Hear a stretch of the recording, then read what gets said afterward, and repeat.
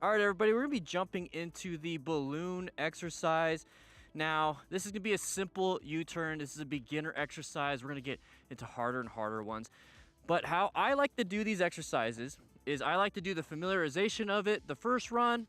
I like to have a warm-up the second run, and then I like to go for time on the third run. But since this one's pretty simple, we're just gonna do 2 easies and then go fast for the last one for time.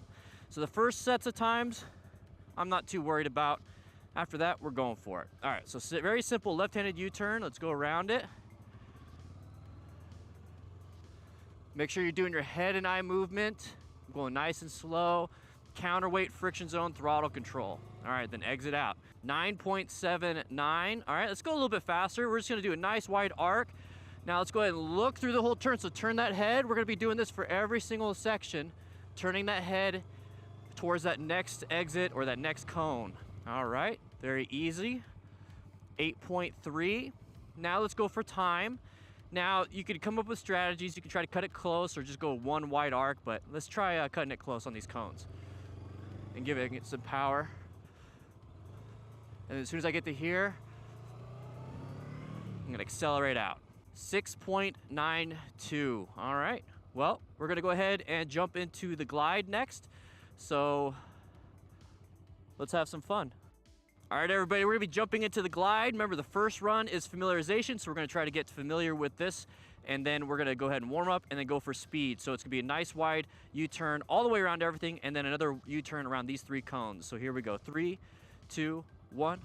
So nice and easy, familiarize ourselves with this drill. So it's gonna be all the way around everything, absolutely everything, and then we're gonna go around this cone. If you notice, my head is turned the whole time to the right because it's just a right-handed U-turn. And then we're gonna exit out. And that's it. All right, so now that was the familiarization portion.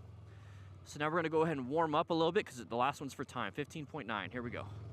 So around everything, now that I know, I'm gonna go ahead and keep my body weight to the outside for counterbalance. Turn those handlebars, that's a big part. And exit out. 13.86. All right, let's go for time on this one. I'm gonna try to cut these a little bit short. Remember, come up with your own strategy. I don't know if that's gonna help it, but we still got a good time on that second one. Hey, a little bit better. A little bit better. So now we're gonna go ahead and jump into the next exercise, but that is the glide. All right, we're gonna go do the ghost. Now the ghost is a little bit more fun. It's still a beginner exercise. Remember, first one, familiarize, second, warm up, third for time. Here we go. So around this cone. Okay, now we're gonna have to go around these 2 cones, go to the outside, and then exit out. Oh, that's not too bad. All right, 9.00, almost 8. Let's try that. Warm up now for the time. So let's give it, now that I understand, around here, that first shift around that cone right there at the beginning, where you have to change direction, it's a lot like when you're about to do a figure 8. You have to change direction right in the middle. All right, 8.1. Let's see if we can get to 7. All right, for time. I don't even have to give it speed right here. Now give it some speed. Give it some speed. Let's see if it was better. 7.8. All right, much better this time. So that was the ghost. Let's move on to the next one. All right, guys, Lefty loosey. Lefty loosey is a lot of fun. It's just a bunch of left-handed U-turns. Let's go wide, narrow, narrower, and out. So here we go. Left. All right, here we go. Left-handed U-turns. So familiarize ourselves, going around all the cones. Now we got to cut in to these cones, and then we have to go around this cone. So I'm going to go wider on this part to start. Okay, that's not too bad, because this last U-turn is within 20 feet, which is part of your MSF final test or your DMV test. All right, so 17.35. All right, now that we've familiarized, let's go ahead and do a warm up for the time. So nice and wide. This is when we practice our strategy. Okay, I didn't need to take that much room. Maybe if I cut it. That wasn't bad. Let's see if that was better time. 12. Oh, much better. 12.98. Let's see if we can get to low 12s or 11. All right, so for time, here we go. 3, 2, 1.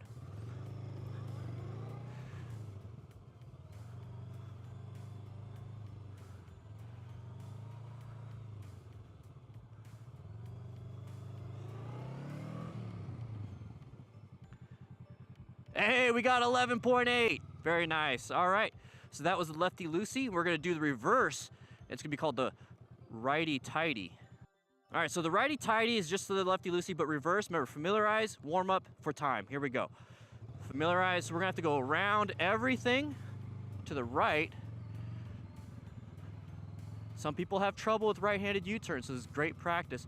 Now I'm going to go wide on this one just so I can feel comfortable. Remember, turn those handlebars, counterweight a little bit, and we're going to exit out. 16.4. Okay, now for warm-up. Now I'm not going to go wide on this last U-turn. I'm going to cut it short like I did on the lefty loosey because it felt good. We have somebody in the parking lot, but I'm not too worried about that. They're distracting me, but we're going to go ahead and continue. And then we're going to go ahead and do this, and we're going to exit out. 14.18. Man, I had 11 on the lefty loosey. Let's see if we can get to 12. Let's cut this time. I got distracted. 3, 2, 1.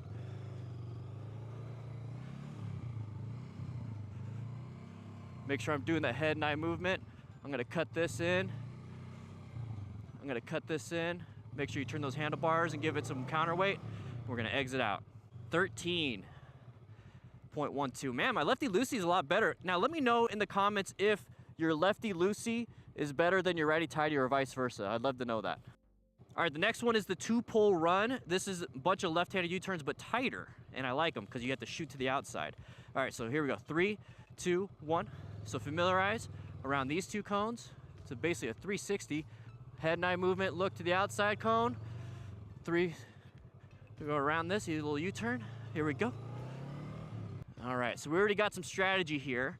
So what we really want to do is turn that head, turn the handlebars, and counterweight. So let's do that for the warm-up. So I'm gonna really turn my head on this 360 and really counterweight.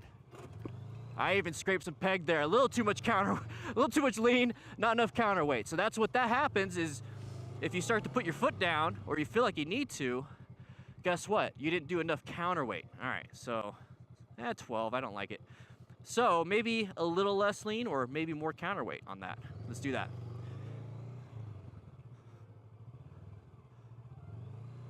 Shoot out to the outside. Look where you want to go.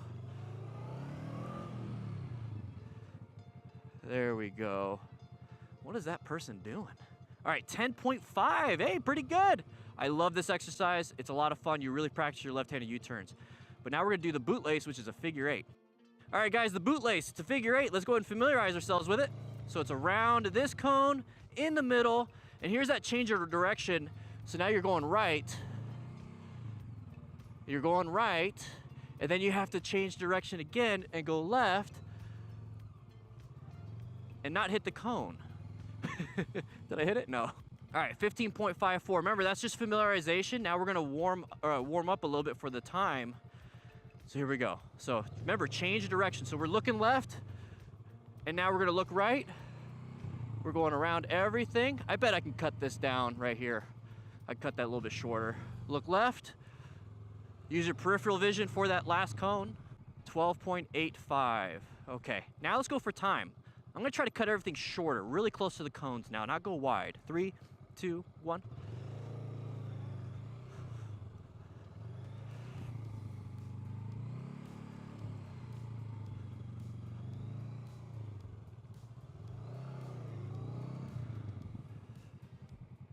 $11.29. Almost 11.3. All right, guys, that was a lot of fun. Now we're gonna do the jellyfish. It's a tighter figure 8. All right, here we go, guys. We're gonna jump into the jellyfish. It's just like the bootlace, but a little bit different. Maybe add some more speed. It should be faster. Here we go. 3, 2, 1. Familiarize. We're going around this, just like the bootlace, but instead we have to exit out right here. That last turn could get a little tricky. 9.4. 9.4. All right, so once again, it gives us an opportunity to go fast, but we have to make that turn, so that's kind of tough. So you have to modulate. So right here, you have to like slow down. A little bit of rear brake helps out. Right here, you got to shift really quick. You shift your body weight. 8.75. That was a nice little warm up. We had a good familiarization. Now we're going to go for time. 3. Remember, you always want to park it right here. 3, 2, 1.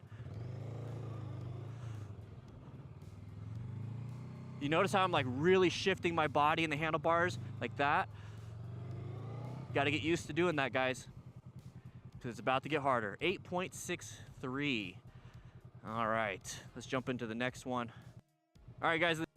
All right, guys. What is up, everybody? How you guys doing? How you guys doing? Leaving the office for today? Okay, Eli, that's good. A little early today, so I'll give you guys some updates. Typically Tuesdays at 11 a.m. Mountain Standard Time. Jacossi. But today, I scratched myself. Today's a little early because I have some stuff to do. Got some things to do. Life gets in the way of things.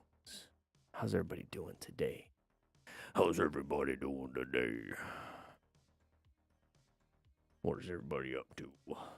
Yeah, brother. Oh, that sucks that he died. Yeah, brother. So today, what is it? What do we got? Let's take a look real quick. Let's take a look at the schedule. We have 3 videos today. It is 8 a.m. Mountain Standard Time for me. And then, what time is usual? 11. So 3 hours from now, typically. But today I have my doggo, Stella. She's here at the office with me. She's just right there. She's got a grooming appointment at 11. So we're going to be doing that. This week, it's been a crazy week. Tell me what you guys have been doing this week. Tell you, how you doing, Meat Pillow? Tell me what you guys been doing this week. This weekend, I smashed my thumb. Not good. Smashed my thumb. Moving. So I was moving my whole place to a new place, and I like it. And that was a lot this weekend. Trying to get back on the routine of working out. I'm closer to my gym and whatnot. Right now, I just did a bunch of packages. I'm gonna be shipping some stuff, and I'm gonna be taking some of this stuff to the new place, and then we'll be a little bit more consistent on a few things.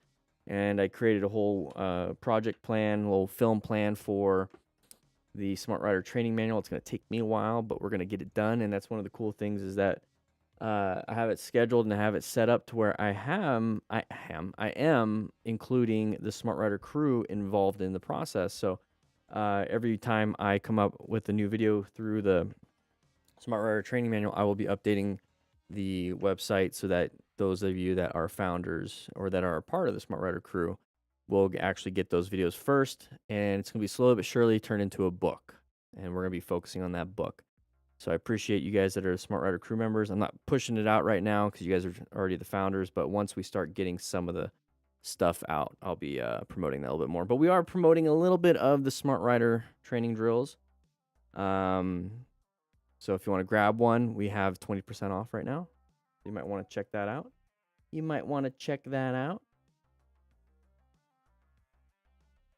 Check it out. Let me turn this on vibrate. Let's take a look at the little video that my girlfriend posted. Oh, geez, that's a little Coco, a little doggo. Oh, my God.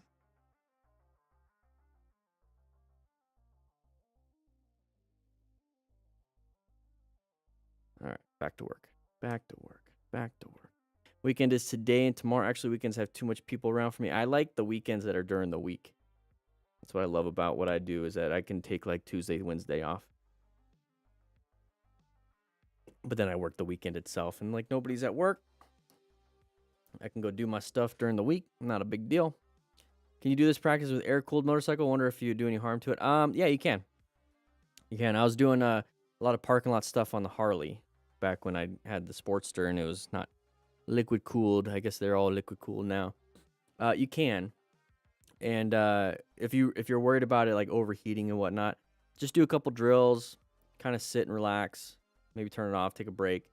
get back to it, but it should be good because you're doing like 15, 20 miles an hour. Yeah, I know you want to be able to do like 40 to 50 plus for that air cooling. But just do like, 3 to 5 drills, turn off the bike, take a break, drink some water, do 3 to 5 drills, take a break, drink some water, turn it off and all that stuff. And then if you're concerned about that, and honestly, you should be good to go after like 3 to 5 drills anyways, especially if you pick like good ones. Like I would pick, because there's four levels. There's beginner, easy, actually 5 levels, sorry. Beginner, now there's 5 levels. Beginner, easy, moderate, hard, and expert. So just pick one of each, and then you should be good to go. And it's like a progression of how difficult they get. And then, yeah, you'll be all warmed up, ready for the ride. If you're going to be out riding. We're going to have a trip this weekend. Okay. It's already 11 where you live. Okay. Weasel, Murph Surf, Eastern. 10 Central. Office isn't even full yet. Nice. Yeah. I mean, we got some stuff this weekend. How did you guys... I tried something different on one of these videos. I want to get your feedback real quick because I liked it. I'm going to keep doing it. But I liked... Let's go to the... let's go here. Well, this video is good, but it's this video I'm talking about. What is up, everybody? What is up, Dan the Fireman? So this video... I tried something different. So typically they're just like clips from the live stream, which they're cool and all, but I wanted to make it a little bit more intentional.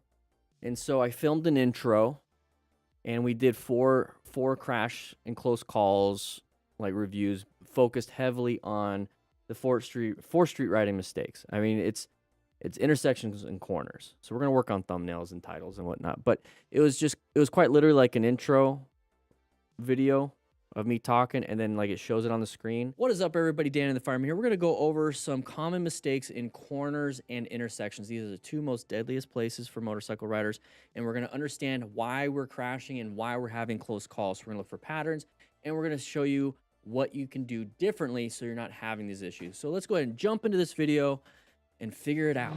All right, GP. And then it goes to the actual clips from the live stream, and then I have chapters. Like these bottom parts, they're chapters. I liked it. It worked out well. Let me know what you guys think. It's a little bit different than just the throwing out the clips. I mean, it's one thing to just throw the clips out. It's like a 30-minute review and whatnot. I like the idea of actually showcasing some of the major ones. Yeah, use the B-roll. Yeah, I'm going to be doing that today too. So I'm going to be filming like normal. I'm giving you guys some behind the scenes.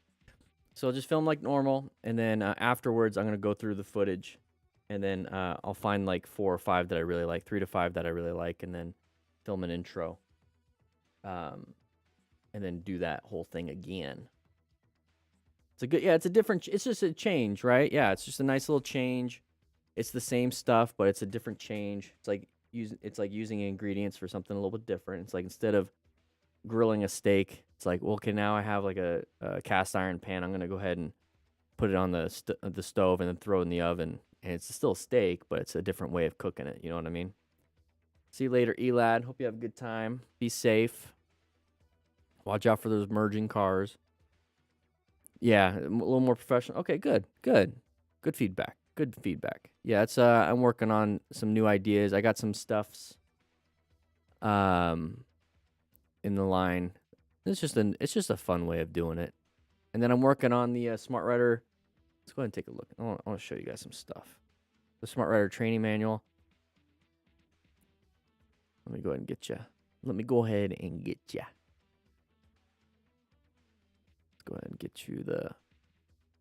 All right, so here's my plan for Q3, Q4. You guys know, like, I like to make sure I focus heavily on like what we're doing here. Like, hey, this is what we're doing.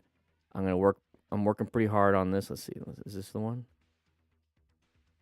Yeah. And I focus heavily on like planning a routine and whatnot so we can get things going, get things done. So I wrote this out.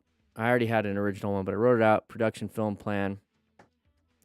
So 8 to 12 weeks, I got to create the pages, slides, fill presentations. But here's the syllabus for the Smart Rider training manual. So it's a lot of, these are all videos. Each one's a video. Except for the downloads. You guys will get those downloads as the... But I'm going to be filming, so it's going to take 8 to 12 weeks, 8 film sessions, which is going to be a lot of videos. I mean, I'm going to film like 3 or 4 or 5 videos at every session. I got to create the pages and slides, film the presentations, and combine a lot of editing involved. So, I mean, I'm working on it. I got it, and that's going to be quarter 3, quarter 4 when it comes to what I'm doing for my life.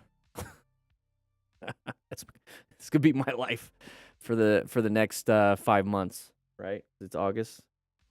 No, so then it's 4 months. Oh, I got 4 months to do it. Yeah, so about 12 weeks. 12, 16 weeks. That's what I'm going to be doing. Lots of work. This is my main focus. Let's bring that back up. I want to show you guys. Yeah, so this is its own video. This is its own video that I'm going to focus on filming. Its own video.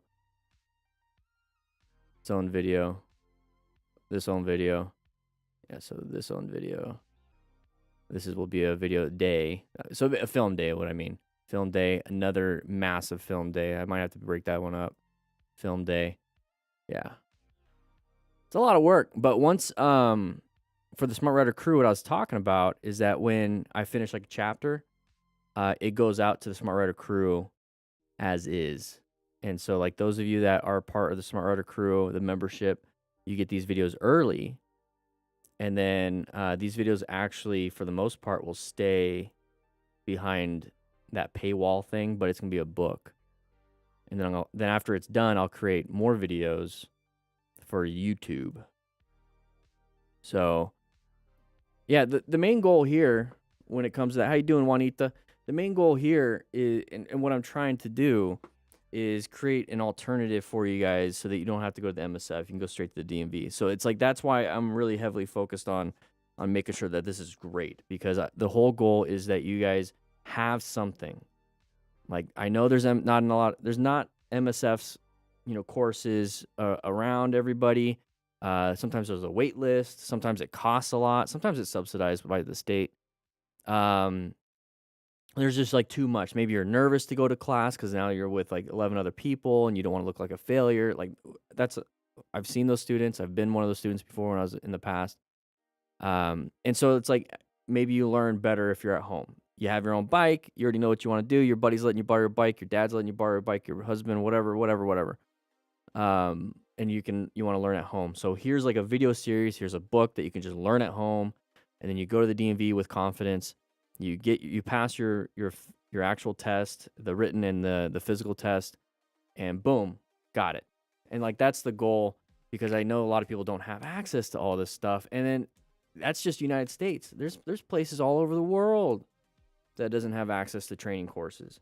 And so if this could help out and get you guys the necessary training to ride safe, utilizing it, because it's going to be focused on the plan method, and then the Smart Rider drills to focus, like, to get you understanding like head and eye turn, handlebar turn, counterweighting, all that stuff to get you bonded with your bike.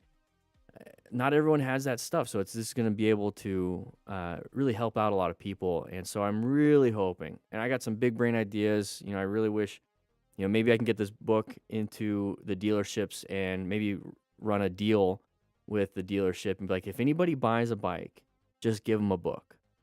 Anybody that buys a bike, pretend this is the Smart Rider training manual. If anyone buys a bike, just give them a book. Just give them a book. They've already spent a couple grand, a couple thousands on the bike. Just give them a book. And this way they have like the training they need so they can ride safe. Because you want them to be able to keep coming back and buying more motorcycles, right? So it's like, just give them a book. And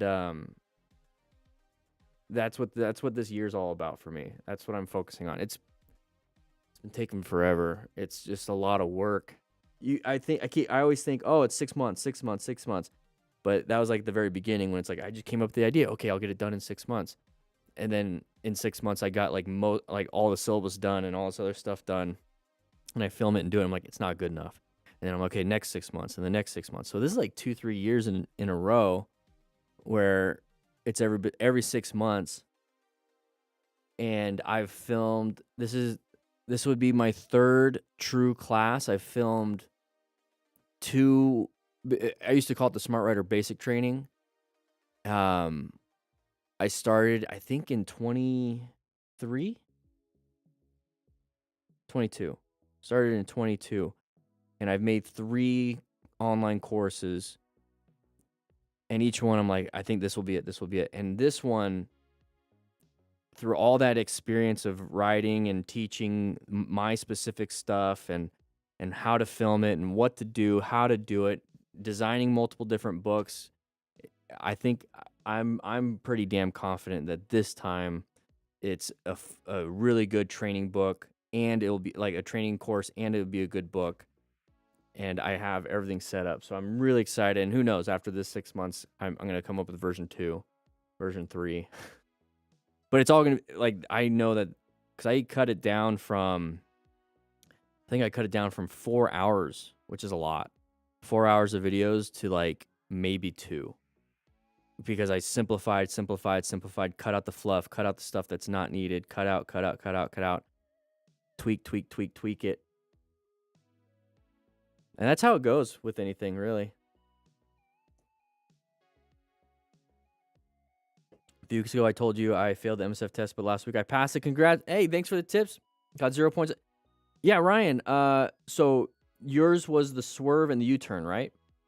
Are you the guy with the swerve and the U-turn? So the U-turn, you went a little wide because you were practicing on the 24-foot box, but you were supposed to do the 20 in the U-turn test, and then on swerve you went straight accidentally or something. Was that you? And after this, we're gonna head in. We're already in the class, but we'll start. Yeah, swerve and U-turn. Okay, sweet. So did the butt, having your butt off the seat a little bit, prepping for that turn, help you out with that U-turn? And then when it came to the swerve, I know you were shifting in a second, and that's what kind of messed you up because you didn't get enough speed or whatever. Was it just going first gear and going and gunning it? Did that help out? That was it exactly. Great memory, dude. When somebody asks me for help, I tend to remember for some reason. It's weird. I do have one question. I have a T-bar on a Harley lowrider going from Vulcan 900 to to that. I'm 5'7", short armed, and having a little trouble locking out the bars fully when doing figure eights. Think about that real quick. Okay, so T-bars, I get it. I mean, it's like kind of like this, and then so T-bars. And you're having trouble doing figure eights. So think about this real quick. Do you need to keep the T-bars then? Because if it's causing you to have trouble with making those quick adjustment turns, imagine if you're riding at speed on the road, those T-bars will hinder you there too. So think about that. Think about maybe switching it out to a different kind of handlebars. But if you want to keep your T-bars, I'm assuming fully trouble locking it out. There's more questions involved with that. So if you are locking it out, do you feel like you're falling in? You said short arm, so I'm assuming like you can't fully lock it out because your arm gets fully extended and it's still not good enough. You might have to like lean forward and do it. So you're constantly having to do this with your body. You know what I mean? So there's a lot that goes involved with it, and handlebars are a big thing when it comes to maneuverability with the motorcycle. And that's why in the Smart Rider Training Manual, and what I always talk about when it comes to primary controls, a lot of people just say it's throttle, front brake, rear brake, clutch lever, like that, and shifter, shift lever. That's what they say. Oh, those are just the primary controls. I add in handlebars as a primary control because look at this specific question is I can't do it because of certain arm movement or whatever. It's a different type of handlebar. It's a T-bar. And now I'm having trouble maneuvering the bike. Well, I believe it's a primary control. If your front brake lever is too far out and you have smaller hands and you can't reach it, you're gonna have to adjust the front lever and get some adjustable front levers. Same thing with the clutch, same thing with everything else. So it's very important that you have stuff that fits your ergonomics versus you trying to fit the bike's ergonomics. So you might want to switch those T-bars out so that you're making the bike fit you. But if you don't want to switch the T-bars out so the bike fits you, you have to fit the bike. And that's when things get a little sketchy. And so if you want to do it, that's fine. If you want to fit your bike, then you're probably gonna have to lean forward when you start doing those things, and then sit back when you're regular riding. But every time you turn and you have to lean forward, you see how that can, if you forget to lean forward on a turn, you might mess up. It's always best to remove as much as you possibly can that hinders you, and change as much as you can that might hinder you on the bike. So long story short, I wanted to give the why and stuff. I personally would change out the T-bars for something else. If I want to keep the T-bars, I would have to find a way to keep the T-bars. And that's you having to possibly lean forward when you make those turns so that you can reach it, versus leaning back and being all... Another thing is maybe not just leaning forward, but scoot your butt. You can get your crotch right up on that gas tank, like right up on it. And I used to do that too. That's the thing, because I'm also short. So instead of sitting fully back on the seat where your butt kind of hits that lip where it's supposed to, right, when you're cruising, scoot your butt up and get your crotch right on that gas tank when you make turns like that. Slow speed specifically. You shouldn't be direct steering anyways when it comes to, regular corners. So scoot your butt up and you have your crotch right up on that gas tank. Try that. See if that works. If it gets to be too much of a problem, I would change out the T-bars. All right. So that helped a ton, and I felt super comfortable on it. Nice. So yeah, moving that butt over on that U-turn. Hey, it works. I'm glad you passed, man. I'm glad you passed. Jordan, thank you very much. I appreciate that. I have one question now that I'm on the street. I'm still uncomfortable downshifting from an example of fourth to first to stop. Do I clutch shift and release every time I go down? I find myself holding in the clutch and downshifting one at a time without releasing the clutch until first and stop. So you can do both. Ryan. So if you see a stoplight way ahead, right? Like way ahead, you're paying attention, right? You're locating hazardous situations because you're riding on the street, and you see a stoplight way ahead. It's already red. There's already cars stacked up, and you're coming up like from a pretty good distance. Let's say half a mile, right? And you're in fourth gear. How you doing, throttle therapy? How you doing? How you doing, Chris? And so you see it ahead. You can downshift, release the clutch, downshift. You do the whole every single movement from fourth to first, right? If you see it way ahead. Now, if it like turns red on you and it's like a quarter mile away and you're in fourth gear and you're like, okay, you can pull in the clutch and then downshift. Now, but here's the thing is that if you go from fourth to first and you just held in the clutch, let's say you're going 40, we're gonna use easy numbers. You're saying you're going 40 and you downshift all the way to first, but you're like at 35 now because you're just started coasting a little bit. If you let that clutch out right away, your RPMs are gonna shoot. So you're gonna have to do a little bit of friction zone, roll off the throttle, and maybe apply some brakes. So you're gonna learn this. There's all these little nuances. You're gonna learn this. So instead of going from fourth to first at 40, maybe you go to fourth to second, and then like roll off the throttle, and so it's not gonna be that big of an RPM. Like I said, you're gonna learn all this. Just be careful. How I would start doing that, if you're like, I need to go from fourth to first right away, and without letting out the clutch, I would go to fourth to second, and just hold in the clutch and coast all the way until you stop, and then once you stop, go into first. That's what I would start. And then the next step would be going from fourth to third and be quicker on the throttle and the clutch, and then third to second, and then kind of cruise into the stoplight and then pulling the clutch and go into first when you stopped. There's just there's so many different, I know I don't want to throw too much out at you, but part of motorcycle riding, and this is the big one, this kind of goes back to everything, right? Part of motorcycle riding is trial and error. And that's why we see a ton of crashes and close calls, is because people are doing trial and error at high speeds and taking massive risks. But even at the base level of just coming to a stop and downshifting, it is trial and error until you get to learn your bike. You get to learn how good you can be at the friction zone and releasing and shifting, how good you are at braking. That's why we don't add speed right away. because we're still doing trial and error. Once you get that experience, then you start to make these micro adjustments without even thinking, to the point where you're doing it safer. But both of those things are correct. You can downshift from fourth. I would do fourth to second, stop first, then go to first. But the goal is to clutch and shift and release as you go down, coming up to a stop. Because if you see a stale green light up ahead, so you're riding and you're like a half mile away and it's been green this whole time, it's a stale green light because it's going to turn red at some point pretty soon. If it's been green for a little bit, it's going to turn red, right? Just like if it turned red, or just like if it's red and then turned green, it's going to be green for a little bit. So if it's green, get ready to start downshifting. Get ready to prepare for that stop.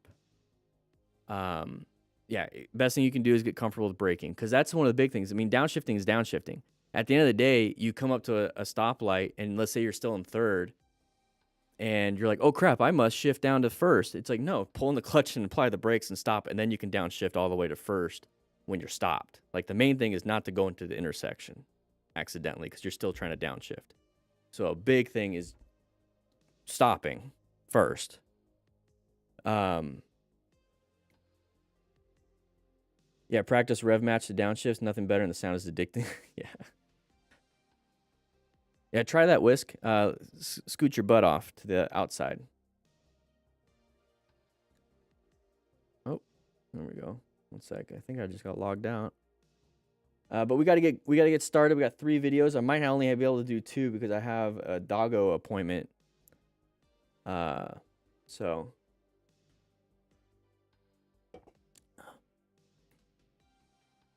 riding's fun, man. Parking lot stuff is fun. Try the drills out. You get real good at your U-turns if you do the drills. All right, guys, we're going to get started, though. We're going to get started.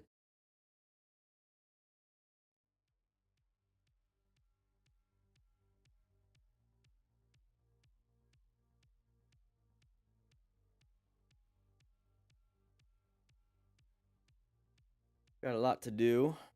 I've got a lot to do. Let's look at my task list. Let's look at my task list, my to-do list today. Oh, jeez. We'll do this. Boom, boom.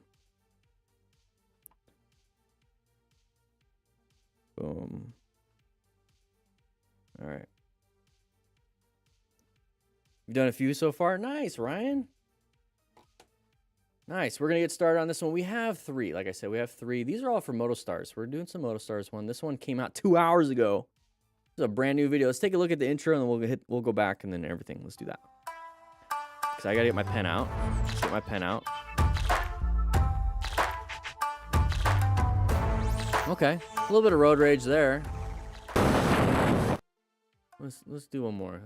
I was getting my pen out. I wasn't looking. A little bit of crash. Oh, trash cans. Oh, another trash truck. Ooh. 1 sec. That one. Okay, trash cans, trash truck, or service truck. The service truck. Concrete truck. Oh, you're not moving anywhere. But this one right there, look at that.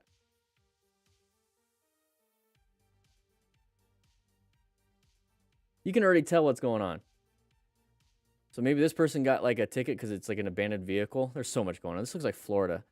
Abandoned ticket, you know, on the side of the road. And then look at this. It's a red light. This fool was going fast. Ryan, this guy did not downshift from fourth and trying to stop at the light. This dude was going through the light at high speeds. Guy's lucky. It probably just turned green for this driver, so they're not going super fast. I'm guessing. We're gonna watch it. He's not going super fast. He's just taking off, so he's probably going like 15 miles an hour, and this guy was able to make it. So if this guy was going normal speed, it would have been a T-bone. That's insane. So he got lucky. Looks like Florida. Florida. Yeah, you thought we froze. I like doing that every now and then. Make you guys think that we froze. If you were paying attention, the music never stopped, though. If you can even hear the music. All right, guys. All right, we're gonna start this one. So based on the new way I'm doing things when it comes to that intro, like that new video. I hope you guys said you liked it. Looked more professional. Cool. But that means I don't have to do a promotion right at the beginning. We're gonna jump straight into it. That's gonna be one of the cool things. Well, actually, yeah, we're just gonna jump straight into it. We're gonna just jump straight into it. All right, 50 of you in here, but 24 of you signed in, guys. You know how much money it costs to get these pizzas for you guys? We get reimbursed by the state if we get at least 100 likes a live stream. They pay us. I mean, it's not the full price. I mean, these are like $15 pizzas because they're nice ones, and I have to get like 300 of them. And the state gives us $7.50, so it at least pays for 50%. But we only get 50% back if we get 100 likes. Okay, guys, only if we get 100 likes. At some point, we're gonna have to just not give you guys pizza. Okay, so let's hit that like button. Hit that like button. Come on. Come on. Don't make that much money. Costco pizza's good. Sometimes they run out. We have to go to QT and get some extras. QT and Costco pizza, the breakfast pizza from QT. You guys ever had that before? It's got like it got bacon, it's got sausage, got some egg on it. It's got like that white gravy on it. You guys ever had one of those? It's like a biscuits and gravy pizza. Oh. Fatty mode's coming out. Here we go. We're gonna hit that record button in a 3, a 2, a 1. All right, everybody, we have a Moto Stars video. This one just came out 2 hours ago. I'm doing the live stream on Tuesday at 8 a.m., but typically at 11 a.m. Mountain Standard Time. But when it comes to this stuff, hey, black screen, we're going to be talking about the plan method. Okay, we're going to be utilizing this. This is how we do here at the Smart Rider crew. We're going to position for safety initially, locate, assess, and navigate active threats. So let's jump into it. We'll explain more of that when we have some examples. Hey everyone, we are starting. Hey everyone. Whose jacket got cut in the rear wheel. Oh, his Thanks to his jacket? calm reaction, he managed to avoid a fall. So what happened with his jacket? Oh, watch out with that front brake. Watch out with we're flying everywhere. Handled it well. Something happened to that rear tire. What did Motostar say? Hey everyone, we are starting off with the rider whose jacket got cut in the rear wheel. Jacket got caught in the rear wheel. That's why he was fishtailing. That rear wheel, it's hard to say, got caught. And so it's basically, I wonder if it got caught in the chain or whatever it was, but it basically locked up that rear tire. I am so surprised he didn't crash. Because he loses traction on the rear tire. He didn't panic, though. Typically, somebody would panic, would slam that front brake, slam that rear brake, whatever it was. But you can see the fishtailing, so that means there's a loss of traction. This is crazy. If you have a jacket, wear it. If you don't have a jacket, try to stuff it in a backpack. So he probably had it tied down on the back seat, and it kind of flipped underneath and grabbed it. So be very careful strapping anything on that back seat. Thanks to his calm reaction, he managed to avoid a fall. Yeah, very calm reaction. I mean, just that right there. Look how much of a fishtail that is. That's insane. So very lucky. Very lucky. And he's not panicking with that. Remember cars? In cars, in order to turn left, you have to turn right. No? No? Okay. So every time his bike fishtailed, and this is gonna be something that you're not even gonna be thinking about when this happens. Like, this is just natural instinct for him. So very good on him. Probably trained on dirt. So this is another thing, is if you practice dirt riding with your dirt bike, dual sport, you'll get comfortable with rear tire slippage. So it's very important to practice dirt, and that's what they showed in cars. He was practicing on dirt. So he's starting to fishtail, and then his back end's turning left, and so he's doing a great job. I don't know, I'm just impressed. And he does need to check his pants as the beard rides. Yep, his pantalones are full of brown. Talking on his Cardo, which, by the way, there's a 10% off discount, link in the description for a Cardo pack talk. Ooh. All right, very simple on this one, guys. So we see this.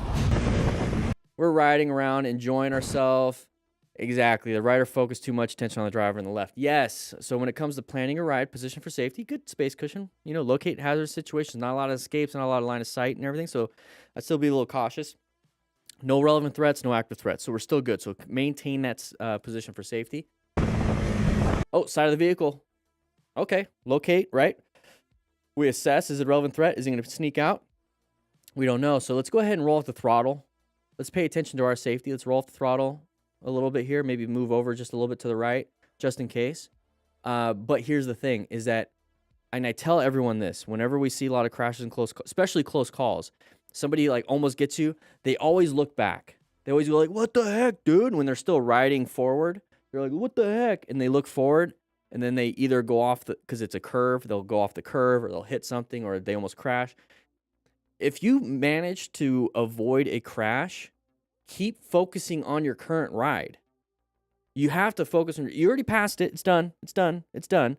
Focus on your current one. And we have this vehicle right in front of us. How did you shoot? So don't do this. Don't do whatever it was. Okay, Hershala. Let's pay attention. Let's pay attention. Up here. Now we're in a bad spot.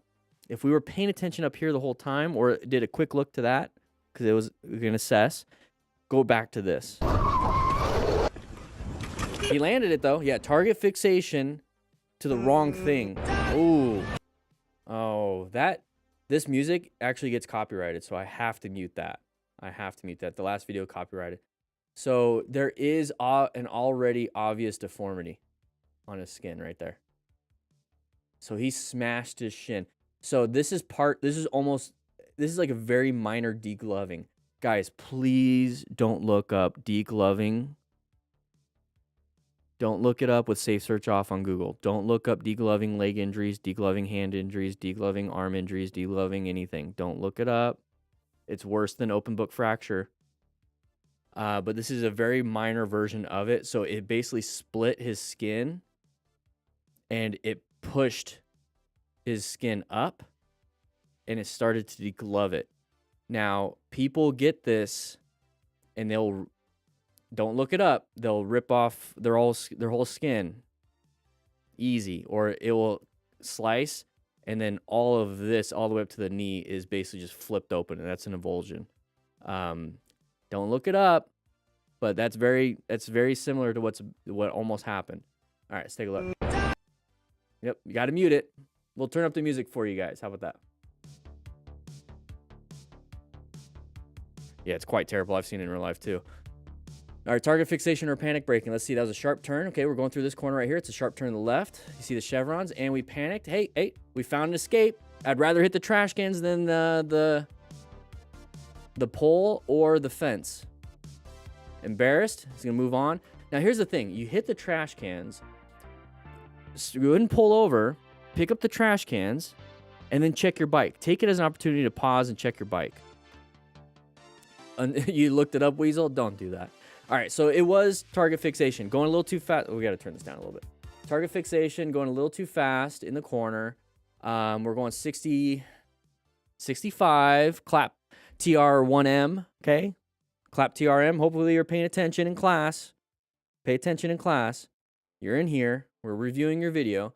We're going left, and there's the sharp turns. Okay, we noticed those signs. There's one back there, the sharp turn chevrons, basically. So going a little too fast. We got scared. We target fixated on this. We should target fixate on this. Okay, if we're target fixating on the problem, we're going to go towards the problem. If we target fixate on the solution, we're going to go towards the solution. That's what we want to do. Okay, so naturally, it's a natural human instinct. Oh crap, something's about to happen. So then we look at, oh crap, that's about to happen. Soon as you think that, switch. Okay, what do I got to do? Switch it. What do I got to do? You know, if you have to use my voice, you know, think I'm on your shoulder when you're writing. Oh crap, oh crap. Hey buddy, you got to target fixate on solution. Target fixate on solution. Target fixate on the solution. Target fixate on the solution. Do that. Do that. Hey buddy, target fixate on the solution. Okay, there's my voice. Take it. Target fixate on the solution. Once you see this, oh crap, don't do that. Target fixate on solution. Okay? Okay? All right. So anyways, we crashed. Did a good job. Missed the pole, missed the fence, hit the trash cans. Still hurts. Got a little damage. Go ahead. He broke his windshield. Okay? So right here, stop. Pick up the trash cans. Take a look at your bike. Because if your bike is damaged and you continue riding and you don't know if it's damaged or not, maybe you're losing some PSI in your tire. Maybe you have a bent rim. Maybe you're starting to leak fork oil and you have another 20 miles to go to get home. It might be best to pull over and call someone to tow your bike. Because if you're riding and at mile 12, all the fork oil is gone, maybe your PSI went out completely or it's like super low, and then all of a sudden you're on another turn, you crash. Okay, so just go ahead and double check your bike. I know it's embarrassing. Check your bike. Check your bike. Maybe that's what he's going to do here. Okay, he's looking. Okay, well, get off the bike and look. Okay, here we go. Let's take a look at this one. Okay, I'm looking. Yeah, stop and get your mind right. That's another thing. I'm looking. Oh, cop. So what you can do, instead of saying look, look, look, is that you talk on your Cardo Pack talks. Be like, hey, dude, there's a cop. Or international sign. Oh, I can't do it for his head. That means cop. You're riding. Cop. Okay? Look like a real boy, Papa. That cop is waiting for ya, buddy. Oh, no. Here we go. I'm just gonna scooch it right here if you don't mind. Not smart, okay? Not smart. Yeah, okay, you flew by, you're acting like an idiot. Let's keep acting like an idiot. There's no change in behavior. There's no change in behavior. The cop right there is your natural consequence. That is the world telling you, maybe you should stop doing this behavior and do the right thing. Do the thing that's safe. Do the thing that's not illegal. There's some things that are illegal that I'm, whatever. Some laws are unjust, but speeding, you're acting like an idiot, you're going to crash, you're going to kill yourself or kill someone else. That I'm okay with. So, well, not okay with killing someone. Okay with you getting in trouble. So, change your behavior. Don't continue it. Because right here, you continue your behavior, your dangerous speeding behavior, and then you get to here, it's a red light, and now you're putting somebody else in danger. Dumb. I'm just gonna scooch it Very dumb. if you don't mind. All right. Looks like it was just raining. Not keeping a safe distance. A little bit of wet on the road. Right with a costly Should be fine if you have good tires. That guy's slammed the brakes and he dumped his bike. So you can see it it's hard to see. He's fishtailing right here. So he's come up to, you can see the red light, right? Let's try to get a focused frame. So there's a red light. So you see all the red lights. You see the red tire, the brake lights and everything. Okay, we're coming up to the intersection. It's nighttime. The road is wet. Our tire tread should be good because we check our tires every now and then. We make sure there's no nails and nothing like that.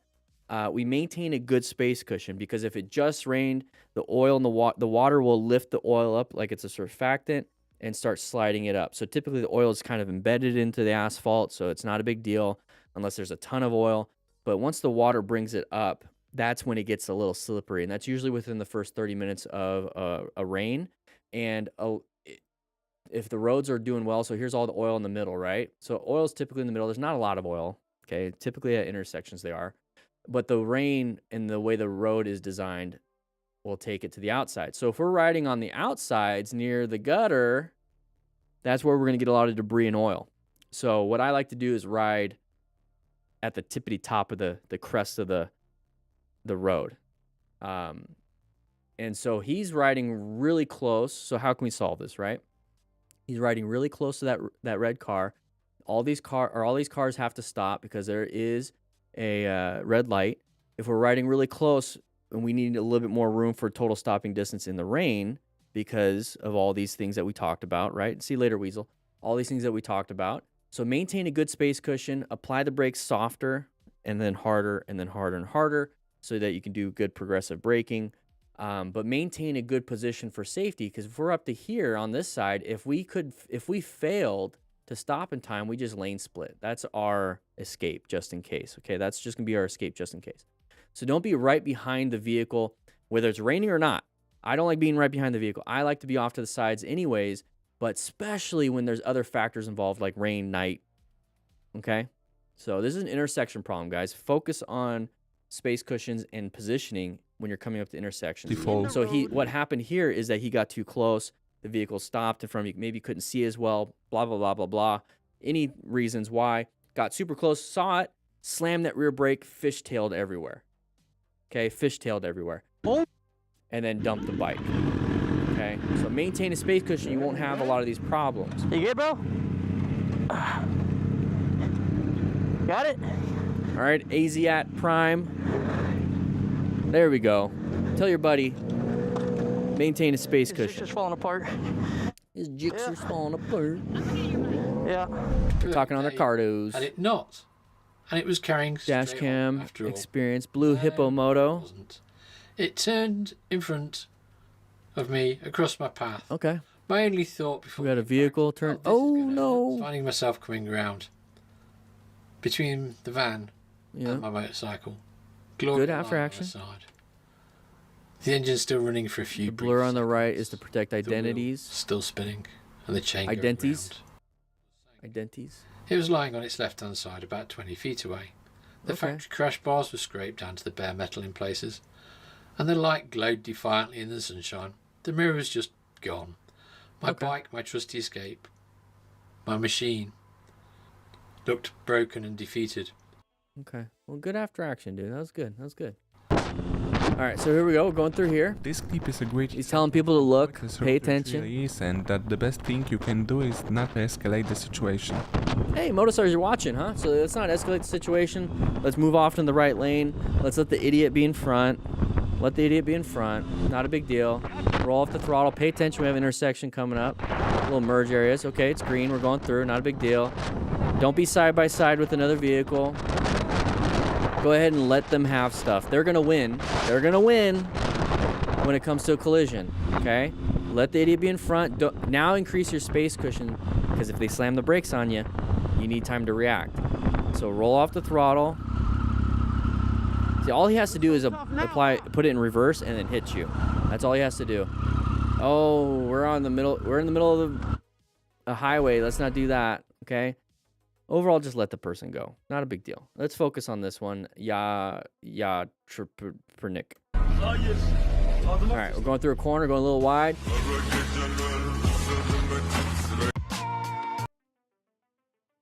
Okay, so going a little wide, maybe going a little too fast in the corner. That's typical of motorcycle riders. Failure to negotiate corners is one of the bigger factors when it comes to crashes, or one of the things that causes crashes. But how do we fail to negotiate corners? Going too fast for our skill level. That's really what it is. The road could turn on us because maybe we're not familiar with the road. It can turn on us a little bit sharper, kind of a little bit like what this is right now. We can panic because that's our skill level. There could be so many different reasons why. So when it comes to going through corners, just go a little slower than you normally would, and then you can always add speed later.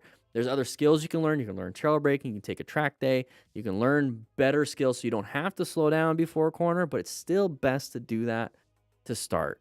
So we're coming up to here. You avoided the car. Not a big deal, but guess what? Here's the cliff. So if we're on a track day and we're practicing, we're going a little too fast in the corner, we go off on a nice little berm. Like we go off and there's EMS on standby. There's a bunch of different things that will protect us. If we're practicing our higher speeds on public roads, especially in the mountains, this is what we got. Okay, so too much risk. Now, he got launched off, and you can see right at the last second, he's put his legs out, which will protect his core better. You know, we put our arms out to protect our core when we fall forward, but he put his legs out to prevent his fall. Sure, great, but guess what? We're going to probably have broken legs.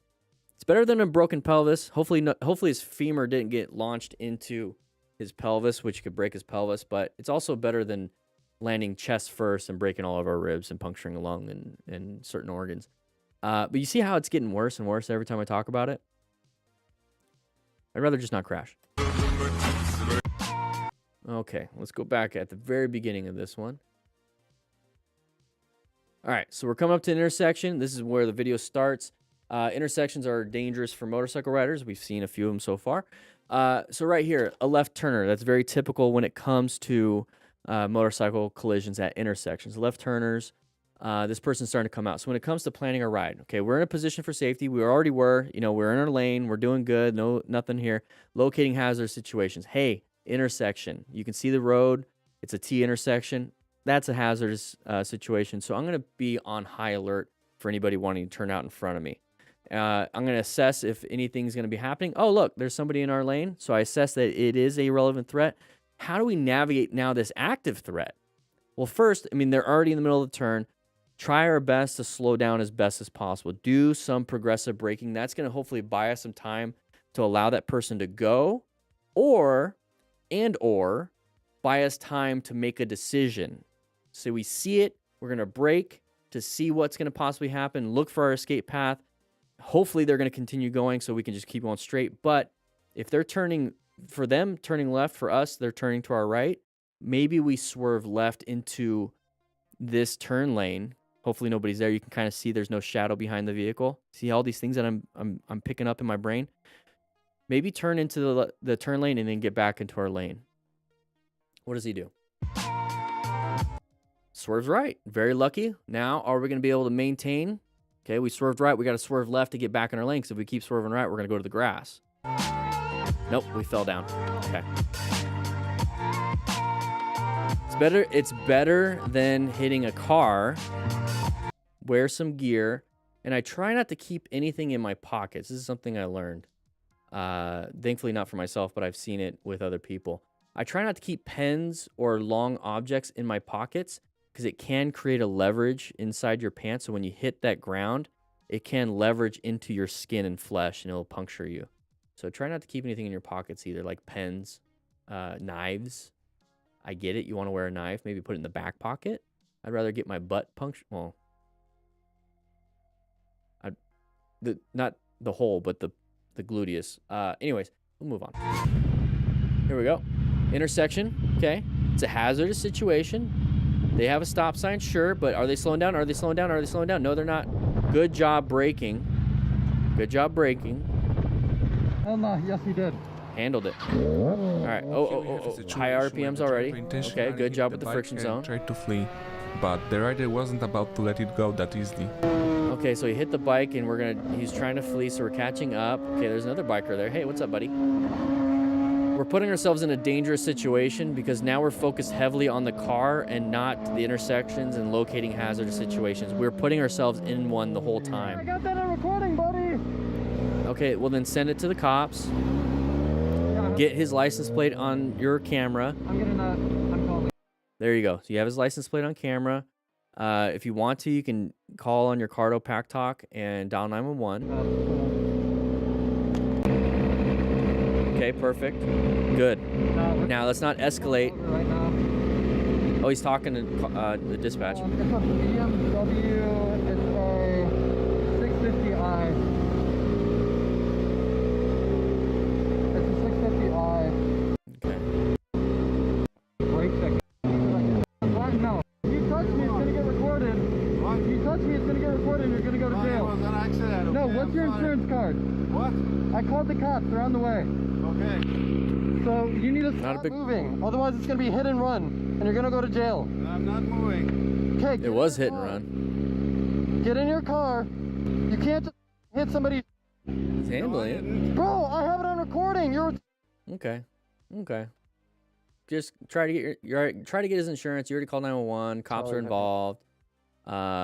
This dude's probably been drinking a little bit. Doesn't want to get in trouble, whatnot. Okay, cool. Just be careful with your own safety. Maybe he's gonna act out, do some stupid stuff to you. There, dude. Just be careful. I want you to get a ticket. All right, cam rides. Here we go. Beginner rider almost has first crash. We're coming up to a stop sign. Good job with positioning, right? So we're gonna go ahead and stop. No, we didn't stop, but we're gonna go, oh. So that person switched to the other lane. Don't get so close. Okay, so this one, guys, it's another intersection thing. Let's stop. For a beginner rider, let's stop. So the white car switched to the other lane. They didn't go to the first available lane. Not a big deal. Let's stay away, because if they do crash, we don't want to be close to it. Car driver handled it. Now, here at this point, just wait. Just wait for the white car to switch lanes and then go. Because he can change his mind halfway when you're passing. He can change his mind and go back in the left lane and then hit you, and you're stuck between the median and the car. So just wait until they go over all the way and then go. And then go. It's a beautiful area. All right, we're on a track. Finally, we're practicing. Practicing high speeds. Yeah, we low-sided, but guess what? Remember the other guy that fell into the ditch? Well, this guy fell into a big open area where nothing's going to happen to him. He's not going to break his legs and stuff, and he's not going to land in a ditch. Go practice your high-speed stuff. Steve, good job. You know, it is what it is, but you have full leathers. You have EMS probably on standby. You have a nice clear path. There's no guardrail or oncoming traffic or a ditch over here or the edge of a mountain. You're perfectly good. But guys, if you want to practice your slow speed stuff and not the high speed stuff, because tracks are hard to get to, go to a parking lot and try out the Smart Rider drills. We have 24 drills. Starts from beginner, easy stuff. Gets a little harder, gets a little harder, gets a little harder, gets a little harder until it gets to the expert mode, where you're doing some crazy stuff. You only need 10 cones. There's a cone kit that I have. Cut 5 tennis balls in half, and you have 10 cones too. But get it. It comes with a digital download, so you can have it on your phone mount. Practice, practice, practice, so you can get better at slow speed, which will help you out in transition to these higher speed stuff. But if you have access to a track, do a track day. Do a coach track day. That would help out a lot too. You see how he's not falling off a cliff?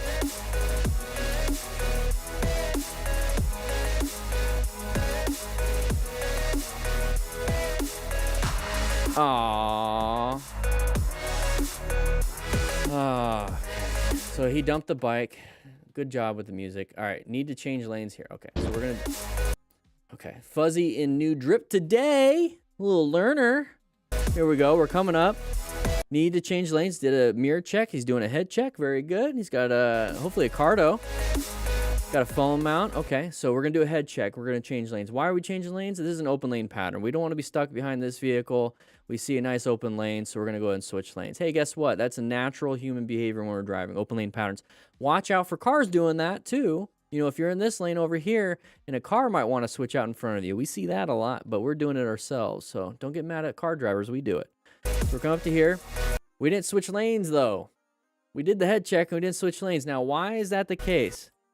Well, probably because we're brand new. So when it comes to new riders and anything new, like you're learning to play the keyboard, you're learning to tie your shoes, you're learning to whatever.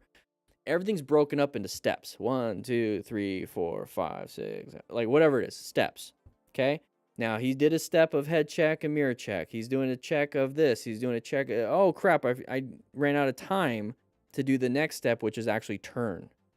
So when you get better and better, it becomes one fluid motion much quicker, just like shifting, right? So you have to roll up the throttle, you have to pull in the clutch lever, you have to shift up or down, release in the friction zone, release in the throttle. Those are all steps, but when you get better at shifting, it's real quick. It's easy.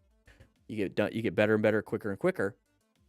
This is a new rider. This typically happens. So if you're a new rider and you're wanting to shift or you're wanting to change lanes or whatever it is that you're trying to do, give yourself more time for those steps, which means you have to start earlier because nobody else is going to give you time. You have to give yourself time. So give yourself more time, start earlier. And how you can do that is maintain a good space cushion. So use the space cushion for all that time. And the goal is to get better and better and better and better and better. So the amount of time it takes you to shift lanes is actually pretty quick. So this naturally happens. It's scary. But as smart riders, this is why we acquire and use personal protective equipment, because if we take too much time and we fail and we dump the bike like this, we're not going to get injured. Hopefully not injured. Hopefully it's going to mitigate injury.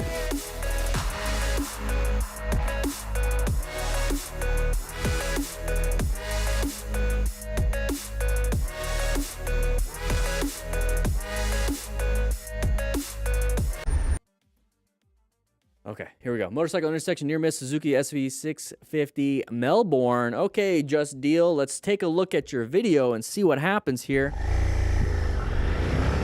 All right, going through. Oh, watch out, watch out, watch out, watch out, watch out, watch out. Okay, so we have somebody coming out. They shouldn't have come out. They have a red light. Maybe they saw the green as soon as it turned because they started going off when we went off.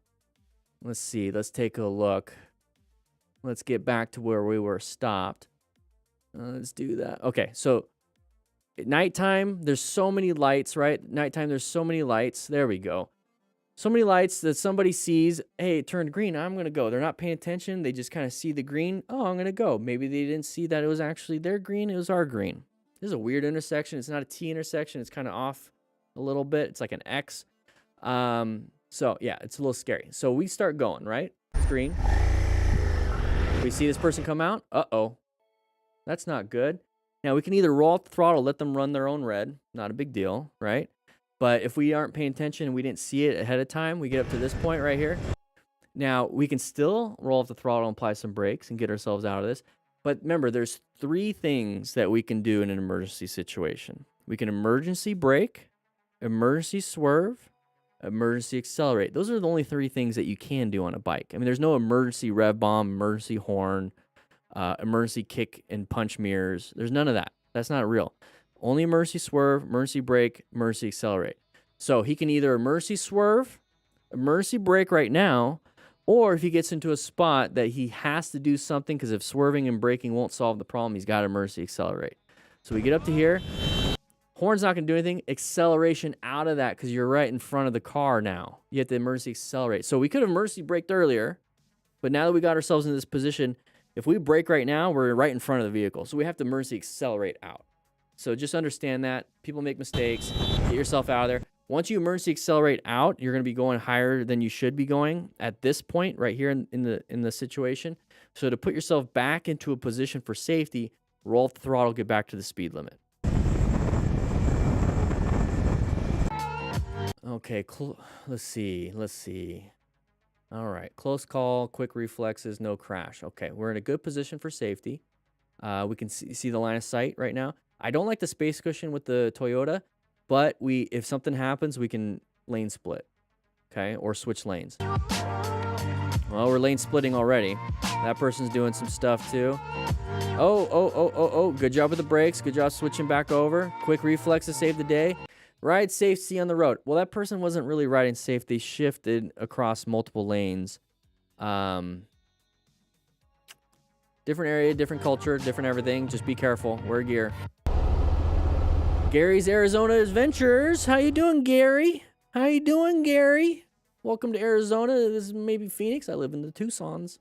Here we go. Right-handed turn. Oh. Wasn't paying attention to the side of the scooter. So we're going through. Very good. Nice turn. Love it. Very close call. We could have rescued them if they crashed. All right. Didn't stop. Not a big deal. But dumping the bike and having some road rash is not fun. Why did we do that? Let's take a look. All right. Didn't stop. Whatever. So I think what happened here is that we didn't stop. And typically on these 90-degree turns like that, right? You just counter steer a little bit. You just kind of counter steer, cruise through it. I think what he did was direct steered really hard, and he lost traction on that front tire, and it dumped out from underneath him. So once again, you can practice the Smart Rider drills. You're going to learn direct steering, but you're going to learn what your bike can do and the traction that it has. And practice in a parking lot. Grab it. There's a discount, 20% off. Link in the description. You get the digital download with it. So, yeah, nice little crash, but Smart Rider drills would help you out tremendously on this, and that's the perfect bike for Smart Rider drills. I would love to have that bike to practice on. All right, put your mirrors down. High traffic, regular day to lane filter possibly honked. When cars are turning, I will definitely be on your way. Okay. Not a big deal. Not a big deal. Okay, they have left turn arrow. What do we got here? They should be going in the first available lane. Okay. Just kind of peek out a little bit. Be careful. Be careful. Move on. Very good. Not a big deal. Driver knows he did wrong, but now look at me. All right, black fence. Here we go. Black fence. Here we go. Somebody comes out. Not a big deal. Roll off the throttle. Let them have that lane. Maintain a staggered. Let's go back to this is the other frame right here. Maintain a staggered. I always pretend that I am riding in a group ride every time I ride, no matter what. Even if I'm not in a group of other motorcyclists, I'm in a group ride with cars on the road, because technically they're kind of going the same direction I'm going for the most part, and they're acting like idiots like most group rides. So I'm gonna ride staggered. Okay, this vehicle's taking all this room. I'm taking all this room. So there's this open space right here because this is staggered, right? We're staggered. We're not sharing the same lane, staggered. We're two different lanes. So if this person swerves left, I have all this room to not get hit. If I swerve right, I'm not going to swerve into the side of this vehicle. So if we were riding side by side, here's a little motorcycle. That's terrible. Anyways, here's the handlebars. Let's do that. There we go. So if he swerves right into me, that's no good. If I swerve right into him, that's no good. So make sure you guys ride staggered for the most part. Now we see this next frame right there. Now we're not staggered, so we're in the blind spot. This is scary because if they decide to switch over, they're not going to see us through this blind spot. If they see the mirror, they're not going to see anybody because we're in the blind spot. So if you're finding yourself in this situation, there's plenty of room up here, plenty of room behind you. Either accelerate to be staggered with them that way or decelerate with some brakes and be staggered with them the other way. Okay? Just a little tip. A little tip. Just the tip. All right, here we go. Oh, we're still there. Side by side. Don't like it. Don't like it. All right, moving through here. Northern Rider. We got a side of the vehicle peeking out. We got another one wanting to do something. So they slowed it down. We have to make a left-handed turn, buddy. Yeah, move out of the way. You see my blinker? Did everything right. Nice turn. Didn't panic. Oh, that's a nice word. All right, here we go. Side of the vehicle. Slow it down. Slow it down. Okay. Not a big deal. Moving out of the way. So thank you so much, Moto Stars, for putting that video out. Guys, remember, though, we do have pizzas for you guys. Go grab a slice of pizza.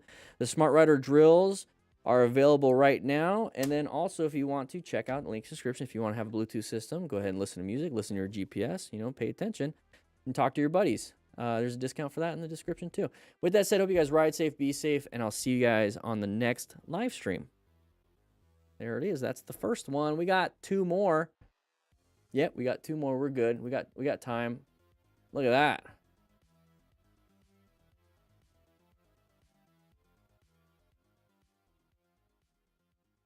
Oh, I didn't get a thumbnail. You're right. I'll figure it out. Damn it. Thank you for reminding you guys need to remind me. I get you pizzas. I remind myself all the time. I get you pizzas every single Tuesday. You don't have to get lunch yourself. You can even take these home so you have dinner and leftovers. I help you out with your meal prep. It is a healthy meal. It's just, it's got carbs, it's got meat, it's got proteins, and a little bit of fat, a lot of fats, but whatever. You guys need to remind me that I need to get thumbnails. I'm already done recording it though, so the first one I can't do. Thank you though, Ramsey. And you get to have two slices of pizza. Leave the bread, leave the crust though. I want that. I don't want your slobber on it though. I'll do a thumbnail for this one and the next one. I appreciate it. Thank you for reminding me. I forget. All right, guys, we're going to hit that record button because, like I said, at 11, so in 2 hours, I have to take my dog to get her grooming. Some stuffed crust. There's no stuffed crust. I mean, maybe we can get stuffed crust for the next one. We get some stuffed crust.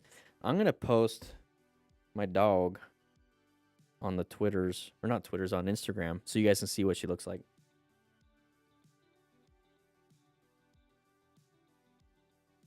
So that's her in the corner. So head over to my Instagram, instagram.com/DanDanTheFireman. It's going to be on my story of what she looks like right now. There you go. A little behind the scenes. She's sleeping. She's going to get shaved up. All right, guys, we're going to hit this record button. We got 40 likes. Remember, guys, we need 100 likes to be able to get these pizzas every week. So if you just now joined and you haven't hit that like button, that's how you sign into class and get a free slice of pizza. That's how you get a slice of pizza. You have to hit that like button to get a slice of pizza. If I see any of you guys getting a slice of pizza and not hitting that like button, we're not going to have any pizzas anymore because it costs some money. 1 like, 1 slice. 1 like, 1 slice. Get it. All right. And we'll get stuffed crust as beard rides. We'll get stuffed crust next week. We'll get that. I'll make sure I get at least one for you because you're in the chat. You're hanging out. You're doing your thing. Juanita's #1 top fan. That's interesting. Meat Pill is #3. Darth Jader, #2. Interesting. Write in the chat. The more you write in the chat, the more you can get to become a top fan. I don't know what that means. It's not like an OnlyFan thing. You guys are all my fans. I don't just have OnlyFans. 44 likes. Here we go. Let's get to 50 and we'll hit the start button. We'll hit the start button. I'm going to grab something.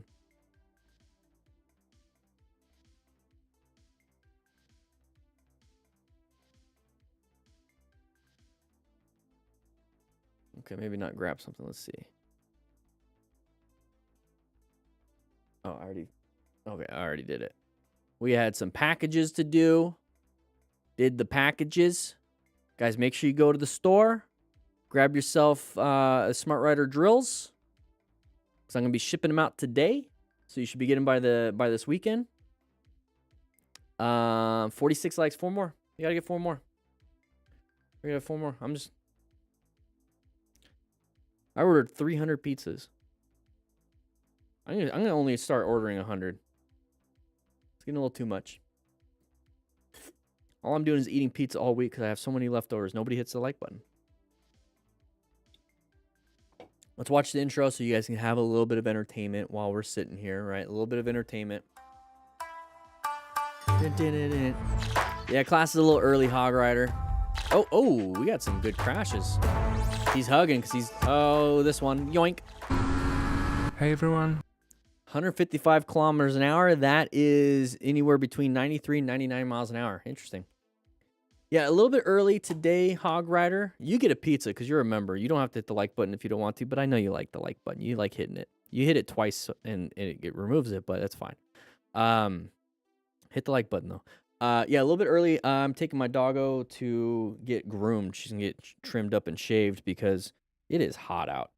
And I just posted a little picture of her on the Instagrams, on my Instagram story.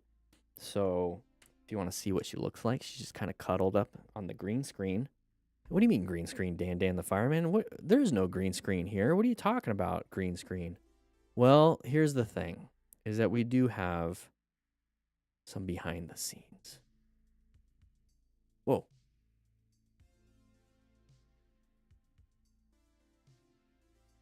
A little bit behind the scenes. Oh, yeah. 49 likes. Hit that like button. One more. We're going to get started. I'm going to zoom out because we're not there yet. If you want to get a slice of pizza, you have to hit one more like. One of you guys to hit a like button. You get a slice of pizza. I don't know why none of you sit up front. You guys all sit in the back. I think it's because of the recliners. We have recliners back there. 50 likes. Yay, look at that.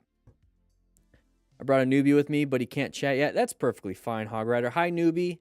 Hog Rider's a longtime member here. Take care of you. Hog Rider's been here for... You can get a slice of pizza because Hog Rider brought you. That's fine. Members, you get a free... You get to bring someone in as a guest anytime. They get to have a slice with you. They don't have to hit the like button, but if they want to participate, hit the like button too. I sit up front because I'm blind. Yeah, that's fine. You sit right underneath the table. You sit right underneath the podium, don't you? Right? What are you doing down there? What are you doing down there?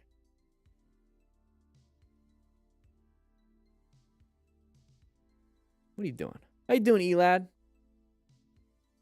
All right, guys, we're gonna hit that. It smells in here. I'm sorry.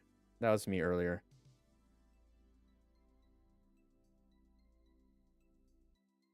I thought it would go away. I did some Febreze, but I guess not. Sorry. I thought the pizza would have helped too. You know, the smell of the pizza. Anyways, here we go. 3, 2, 1. All right, everybody, we are going to go over this Moto Stars video. We got some crashes and close calls. The whole point of this, let's pause it real quick. The whole point of this is to go over the plan method. This is an educational video. Position for safety, locate, assess, navigate. This is the system that we use to stay safe. I'm going to go explain it throughout all this. We got some corners probably. We got some intersection problems. We have some people not applying the brake problems. Let's take a look. Oh. Yep, some brake problems. Here we go. Hey everyone, 160, 70. How dangerous excessive speed can be. 180 kilometers per hour is 112 miles per hour. Thank you so much, David King, for sending me this out. I got nice little kilometers with a little bit of a DGR. I love that. Thank you for putting that on there. Yeah, so thank you so much. I keep that right here so that I don't have to compare kilometers to America units. I could just do it real quick. Especially in heavy traffic. Here we go. Like this. We're beating all these Luckily, cyclists. I made it out this Yeah. time. You guys suck. I got a motor. I got a motor. All right, so we're going really fast, and there's that left turner. Oh. Went from 175 to 72 kilometers an hour. 77 kilometers an hour.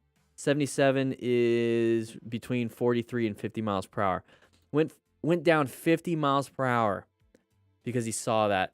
Now imagine if we weren't going this fast, how this wouldn't have been an issue. You see how like part of like not getting a close call or a crash is just avoiding the situation all around. Like you go to a bar and there's gonna be a bunch of drunk idiots there, and maybe it's in a sketchy area. Maybe it's a biker bar. I'm not saying bikers are mean, but let's just say it's a sketchy area. You don't really belong. How about that? You just don't really belong. Well, I'm just gonna show up there and start messing with people, and then now I have. Oh man, now I have to learn. Now I have to fight. Oh, I shouldn't have had to fight. It's like, well, you put yourself in a bad spot first. Take responsibility there. Here. Yeah, I had this car pulled out in front of me. I had to do emergency braking. This is stupid. I had to swerve. This is stupid. Well, you put yourself in a bad spot in the first place. So take some personal responsibility here. Take some accountability. Maybe slow it down a little bit. So then that person turning out in front of you thought you were going the speed limit and you weren't. So you came up on them real quick and they panicked and they pooped their pants. And now you're over here pooping your pants and everyone's pooping their pants. This is no fun. So how about we just slow it down first? Good job, though, on the brakes and not freaking dying. Good job. I love biker bars, too. They're really nice. Honestly, they're really nice. As long as they're respectful and you're not like a D-bag, like, they're all really nice. They just hold standards. That's one of the cool ththings. I think more people and more groups should hold standards. But anyways, we're going pretty fast. And we applied the brakes really hard. But we barely have a space cushion and total stopping distance when it comes to this. Barely have anything. Got very lucky. Now, in this situation, yeah, we're applying the brakes, but what we can do is apply the brakes enough, and then if we need to, we can swerve left. Got super lucky. Look how close that was. Look how close that was. Oh my gosh. Too much pooping pants, right, Ramsian? And look, now you're going as slow as a... Oh, I think he might have clipped it. Maybe he did clip it. Anyways, moving on. Intersections. Oh, geez. Up and over. Didn't mean to do that. I heard somebody laugh. All right. Dumped the clutch and just really went for it. Greetings from Croatia, Lefty. I want to visit Croatia. I heard that's like the Game of Thrones filming location aesthetic. I'd love to check out Croatia. But yeah, crashed the bike, having a little bit of fun on that thing. Hopefully the bike isn't super damaged. Good buddy helping you out because maybe you have an injury you don't know about and he's going to take care of this. You got crash bars or sliders, not crash bars. Not too bad. All right, reacted in time to avoid any disaster. Went on with my life. Will need to limit my time in someone's blind spot. Yes. Okay, blind spot issue. Buddha Rice. Okay, we're gonna go over your video, Buddha Rice. If you wanna, clip this and then post it on your channel, that's perfectly cool too. Go ahead and do that. So any of you that are watching this, maybe you see this, Go ahead and clip this video if you want. Post it on our YouTube channel. I'm not going to copyright claim you or anything like that. I just want you guys to have an after action review for the thing that you probably posted on your channel anyways. Hi, I'm DanDanTheFireman, Buddha Rice. Everybody that subscribes to Buddha Rice, we're going to go and take a look at this one. Let's see what happens. You want to stay out of someone's blind spot. Let's see. Let's do an after action of it. All right, so we're going to be in the blind spot of the Jeep. They have terrible blind spots. Okay, they're moving over. Do a head check. Very good. Very good. All right, let's take a look at this a little bit more. Came right. Yeah, he did come right at you. All right, so we're hanging out in the blind spot. Remember, I like to ride staggered. Okay, I like to ride staggered with other cars. I pretend I'm in a group ride with other vehicles. Okay, this is a decent space cushion in front of us, but I feel like I'm starting to get boxed in. I bet you feel that too. Maybe that's why you increase your speed to kind of get ahead of this vehicle, but then you'll be too close to the white truck. Okay, so what I like to do when it comes to feeling boxed in, the easiest thing to do, just roll the throttle. Just roll the throttle. I'm going to create the space cushion versus put myself into a position ahead of me to where I have to find a space cushion. I already have one if I just roll up the throttle. So that's what I would do. I get it. You don't really want to do that when you're on the interstate. You want to keep maintaining your speed. You don't want to keep adjusting. I shouldn't have to do this. I get that. I understand. But in certain situations like this, it doesn't happen a lot when you're on the highway. Just do it every now and then now get back up to speed when you have that new space cushion. So we're coming up to here. Good job with the head check, though. You saw them coming over into your lane. And one thing that I do, I wonder if you do this too, is the moment I see the tire, because it's really hard to gauge, unless you're super paying attention, to gauge if they're actually coming into your lane. What I look for is the pattern and it's almost like a symbol of somebody changing lanes, is if their tire crosses that white line. You see that over there? If their tire crosses over into that white line into my lane, oh, they're in my lane. Like I already immediately know. I don't have to fight for anything. I don't have to guess, oh, are they in my lane? No. I just switch over or roll off the throttle.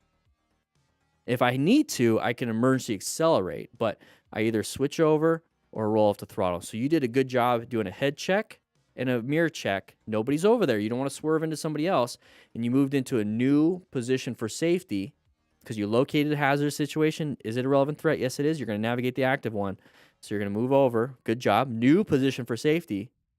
And there it is. So this was a very good job when it comes to a blind spot merging into our lane situation. I don't have an acronym for that one, but good job. So see how you roll off you naturally rolled off the throttle because you took your hand off the throttle. So that's you naturally rolling it off. And you see how everyone's moving forward, and you're getting a new space cushion. That's what I do if I'm side by side with somebody. All right. So good job, Buddha Rice. Good job. You came right into me. This person did not do Found out the good. way that just a split second of inattention is enough to land you in serious trouble. Oh, and our buddy crashed. Oh, no. Let's go back to that one. You came right into me. All right. So we are not in a good... Let's do right at the first frame. All right, so we're probably doing a head check. I don't think he's looking back at us. Maybe he is. I don't know. Doing a head check. But if you're doing a head check for a very long time, when you're this close to other vehicles from this far away, what you should do instead is instead of doing a head check in this position, just focus on this vehicle, slowly move over to here, into this position, do a head check, and then move over. Okay? You don't have to do a head check here. Let's go ahead and get some of these lines out of the way. You don't have to do a head check way over here in this lane and then now swerve hard. Okay, you don't have to do that. Because in order to switch lanes, you have to do both, right? You have to do both. You have to switch lanes and you have to do a head check, right? Well, you don't have to do a head check to switch here. So let's switch here first. Let's get that one action out of the way and then do a quick head check. And then it's a continuation of that original action. Because if you move over first, right? If you move over first into this part, you can still pay attention to what's happening in front of you. You're just kind of moving over. You're looking forward, moving over. And then when you're in this decent position now on the other side, then you can do a quick head check and then move over quickly. Okay? Think about the order of operations, basically. We're thinking multiplication and addition and division and all that stuff. Order of operations. Do the movement first. Get yourself in a position for safety. Do a quick head check because you're having to take your eyes off the threat in front of you and then move over. But we weren't paying attention. This biker found out the hard way that just a split second of inattention is enough to land you in. So we did the head check. We're starting to move over. Uh-oh, we panicked a little bit. We didn't see the brake lights if we were paying attention. And we hit the ground. And you are absolutely right, Ramsian.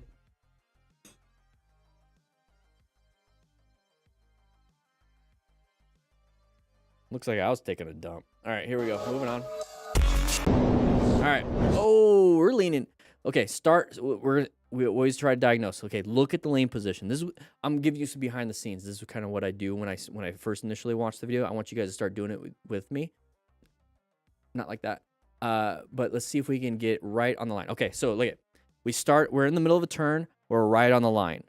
Okay, we're on the far right of our lane. Okay, right. So pay attention to this. Far right of our lane. We have the whole lane. We're in the middle of a turn. Now watch. Now we're on the outside of the lane. Okay, now that you see that, we'll watch the video and I'll go over why that's important.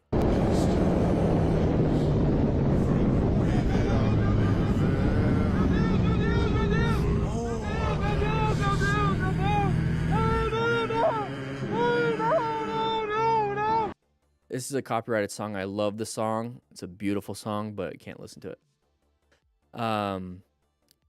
So we're panicking. Try our best to remain calm.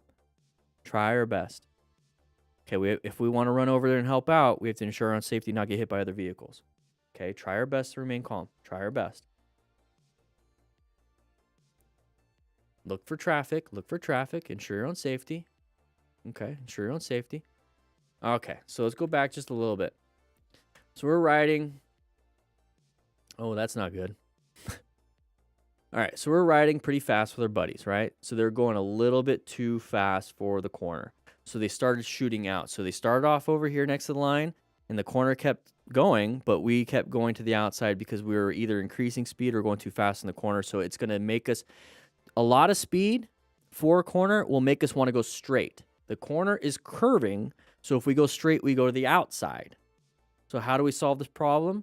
First, enter the corner a little bit slower, and then you can add speed. If we're in this situation right here, you're going to have to learn trail braking. You need to learn trail braking. Apply a little bit of that front brake. It's going to put some weight on that front tire, which is going to allow you to turn a little bit sharper. And another thing you can do is roll off the throttle, and it's going to give you a little bit of that engine braking, and it's going to help you turn a little bit sharper.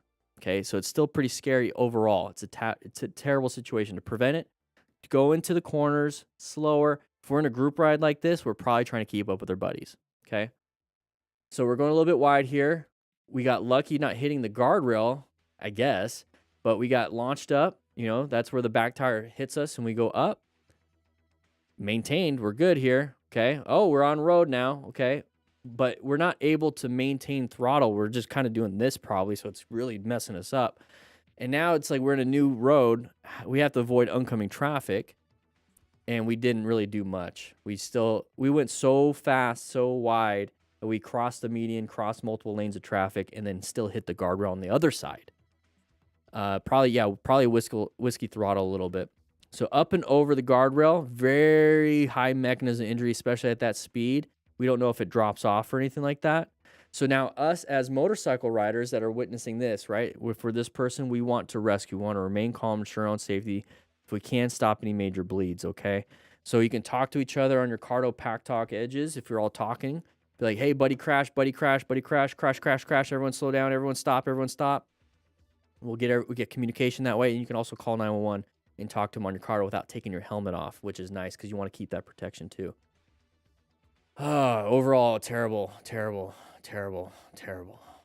right, let's get the music or the sound back on. Go and do some wheelies, up and over, hit our buttocks. Not so fun. There's a bird. Love the bird.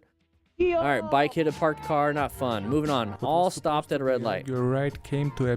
He's got a Cardo Pack Talk edge right there. Love it. 10% off in the painful end when description. the driver for some unknown reason slammed right into him. Oh, what are you doing? What are you doing? What are you doing, dude? Oh, I think he said... Right into him. Your ride came to a painful end when the driver for some unknown reason slammed right into him. Okay. I was wondering if the car behind him hit him. And then he hit him, but no. Trapped foot underneath. So he's got his modular helmet up. Highly recommend keeping it down. Wait, did it get knocked? No, he had it up. Okay. It should lock. Yeah, why didn't he get out of his car and check on him? Neck injuries and whiplash. Yeah. So whiplash, what that really is, I mean, it could be multiple things, but what that really is your musculoskeletal system in your neck. And so you have tendons and ligaments in your neck, and you have also those obvious muscles in your neck. And so what happens is that it's like a sprain of the neck, and it sucks because like you ever had a sprained ankle and it's tough to walk on for a couple weeks. Now imagine the amount of pain and just like being in your neck. You can't sleep well. Just even turning your head causes massive pain. Even your body has to keep your head up. Okay, so you're gonna have pain just even keeping your head up, and that's why people do wear cervical collars or a soft collar to help keep the head up without having to use the muscles and the tendons and ligaments in your neck. You can also have bones, little step-offs, little like fractures. You can have dislocations, which is dangerous, but more than likely it's going to be like the tendons and ligaments hyperextending and then getting stretched, having a level 1, 2, hopefully not a level 3 sprain. A level 3 sprain is a full tear. Level 2 is a partial tear. Level 1 is a stretching, and you have micro tears. Overall, terrible. How can you have minimized those injuries? Nothing. Not much here. Not much here. It's a risk that we take when we're riding. It's a risk. And when the driver They do have like those neck collars for dirt bikers. I don't see why we don't use them for the street. There has to be a reason why. Maybe it's not safe or whatnot. But they do have those neck collars that will keep your head more in line. I wonder why street riders don't use them. I don't know if that's just, it doesn't help. But I know when it comes to crashing on a dirt bike, they have those for that specific reason. Bike shed. We're going to bike shed. All right, going to bike shed. Donna M. Rider. Let's see what happens here. Riding with a Cardo Pack Talk Edge. I love to see that. Followed Martha. Eye protection, though. Let's go ahead and put that visor down and wear sunglasses if we want to keep it up. And my eyes diverted because this girl got some big ass bunda. Oh, newbie mistake. It's okay. Newbie mistake. That's okay. All right, good job. Oh, that's how you lift it. That's how you lift it. You're doing it. Oh, I have no upper strength. My hero. You don't need upper strength if you were going to lift it up how you were about to lift it up. That's all leg strength. So you could totally do it. Practice it. This is considered practice. So just like this. Yes. So that's all lower body. So what he's doing right here is he's going to grab the handlebar and grab probably the back seat area. There's probably like a little handle there. And he's going to squat, basically deadlift it up and then walk it back up. So you're using your posterior chain on your body, which is the strongest set of muscles that you have. I should actually put a Spider-Man here. Perfect. All right, so let's go back just a little bit here. So what happened? Looking at the big booty, weren't you? Yeah, you're looking at that big booty, Donna. Donna, you're looking at the booty. All right, here we go, Donna. So let's see. Martha, and my eyes diverted because this girl got some big ass bunda. Okay, so what happened right there? Why did we fall down, Donna? Why did we fall down? So what we're doing here when it comes to the Smart Rider drills, okay, real quick, not that person, but Smart Rider drills. Okay, so you're going to practice a bunch of different drills, okay, from beginner, easy, moderate, and then hard and expert. Bunch of drills, 24 drills. There's a digital download on your phone. You can get the physical booklet, and you can get the physical booklet with a cone kit. So you only need 10 cones. You can do 5 tennis balls cut in half. You don't have to get the cone kit if you don't want to. So what that's doing, what this teaches you, is that when you're going to the next cone and you're going to the next thing, it's all in a parking lot. You only have to set up the cones once, but you're going through the design of the next cone. Where your eyes go is where your body goes. And this is something I learned as a young kid snowboarding. I had a great instructor the first time snowboarding. He basically said, where your eyes go, your body turns to go that way. And he demonstrated, and it always stuck with me. So what I'm doing, so with snowboarding, you know, you're looking right. We're doing the whole, you know, the leaf thing. And so I look left, I go left. So what's happening? You're starting to see it. I look left, my shoulders turn. Look right, my shoulders turn. Look left, my shoulders turn. Look right, my shoulders turn. Right? So your shoulders are turning. Where are my hands? They're attached to the handlebars. I look left, my hands and shoulders go. Look right. It's a natural thing. Now you can consciously think, just do this, and hands stay the same. But naturally, it does this, right? So if you're turning left, that's why they say look left to turn left, because when you look left, you're going to naturally want to turn left. And that's what you learn in the Smart Rider drills. You look right, you turn right. So what's happening here is she's looking right. My eyes diverted because this girl got some big ass. Big ass. So she was looking right and turning right. But what we probably did here with the front brake is applied the front brake and stopped. We probably stopped the front tire. And what happens when we brake? This is something you learn in the MSF, something you're going to learn in the Smart Rider Training Manual when I complete it. But something you'll learn here when you practice the drills is if you have your handlebars turn and you apply the brakes, you fall in towards where you turn. If you turn left, apply the brakes, you fall in left. Okay? So she turned right. She's looking right. Handlebars are turned all the way.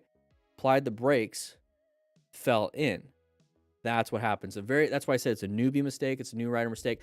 Donna, it's okay. We're doing a quick after action. If you want to take this clip, go ahead and post it on your channel if you want to have an after action for your crash.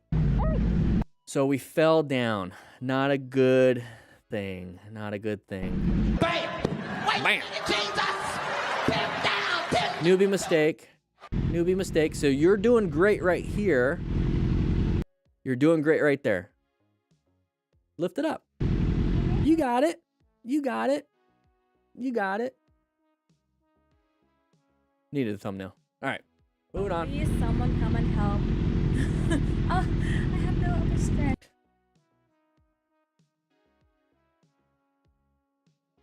To your rescue. I should actually put a Spider-Man here. This rider fully admitted his Good job mistake and said downshifting. he should have been more careful. Real quick, good job downshifting. We're going through the nice, beautiful area. I would just cruise slowly so I can keep watching the area and stuff and pay attention a little bit of the road, pay attention to the outside. Having your phone mount is really good to have GPS. You see how it has GPS? It's basically like a mini map in a racing simulator or GTA, right?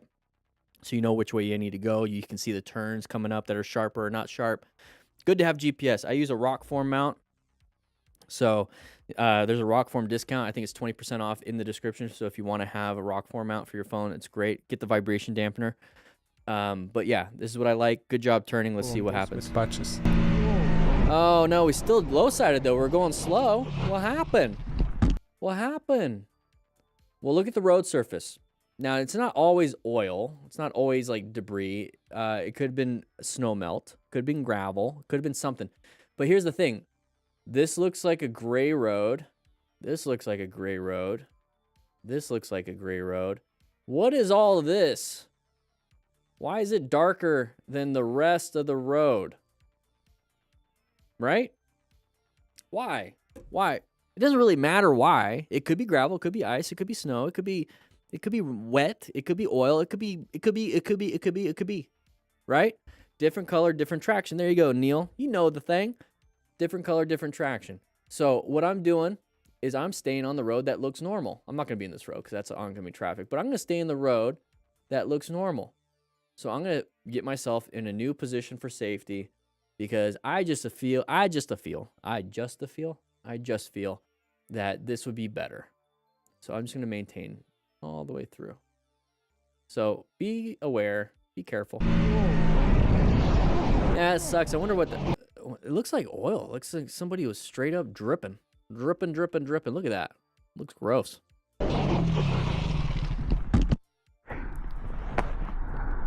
Yeah, I mean, it could straight up be like black ice. We don't know how cold it is there. could be wet. I got rear-ended by Bisel. I got rear-ended by Bisel, right? Redo 7NY.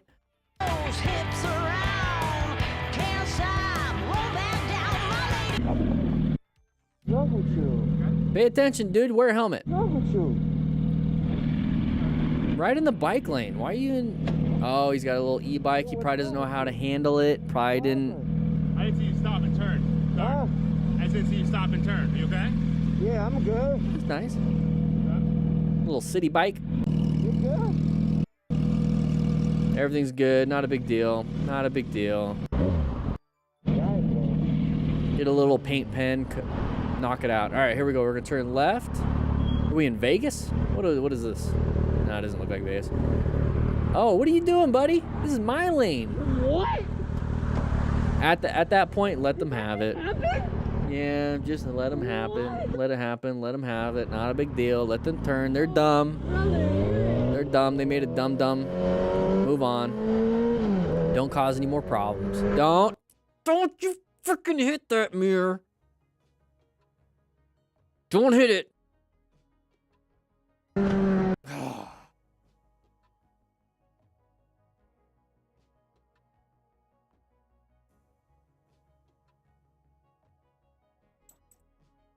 She got upset. She thought I was mad at her. All right, low side crash incoming. Oh, there it is. Let's see how far we were until we lost traction. Look at that lean angle. Look at the we're right on the edge of what that tire can do. We're right on the edge. We were right on the edge. And all it takes is just that little extra. That little extra. Let's see. A little extra. There it is. A little low side. We're going to hit that guardrail pretty hard. Yoink. Right in our crotch. Be aware of worn out tires. His rear tire is down to the wear. But guys.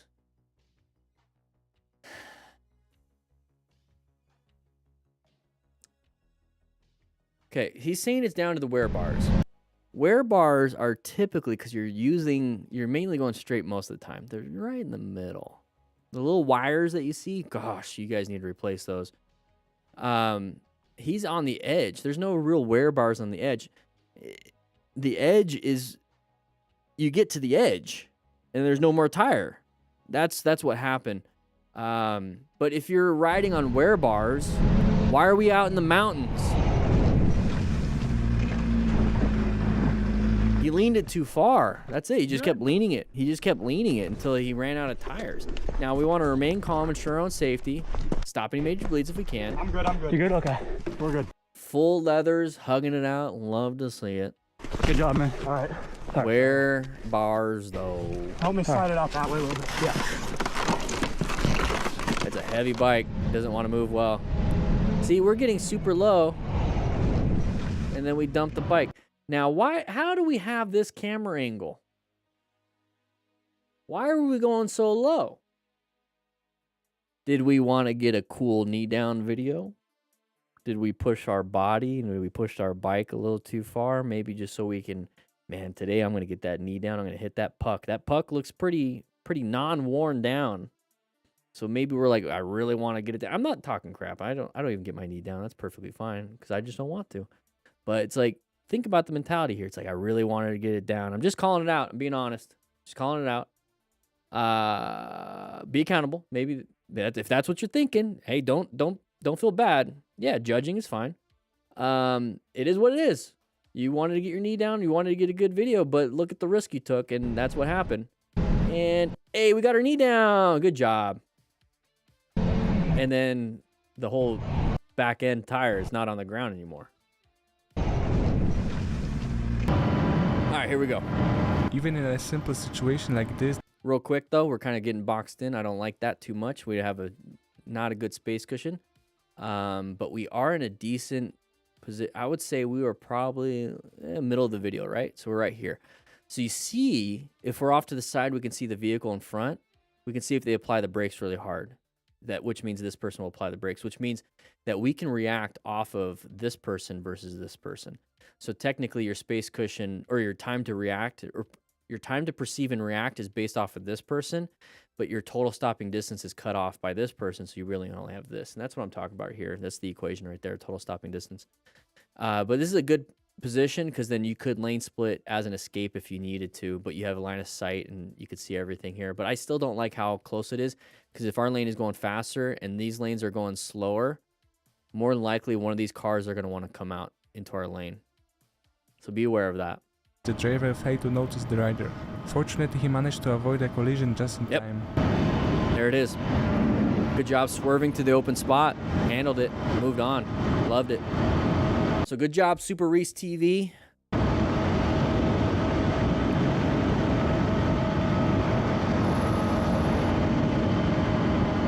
Good job, Super Reese. Phase classification. Speaking with reporters while flying. Green light. Okay, what do we got? Oh, somebody ran a red. So when it comes to going through an intersection, this is one of those things I really want you guys to pay attention to. Green doesn't mean go. Weird, huh? Green does not mean go. It means you have the opportunity to go. It is your turn. You can choose to take it. You can choose to do it however you want. You can speed through it.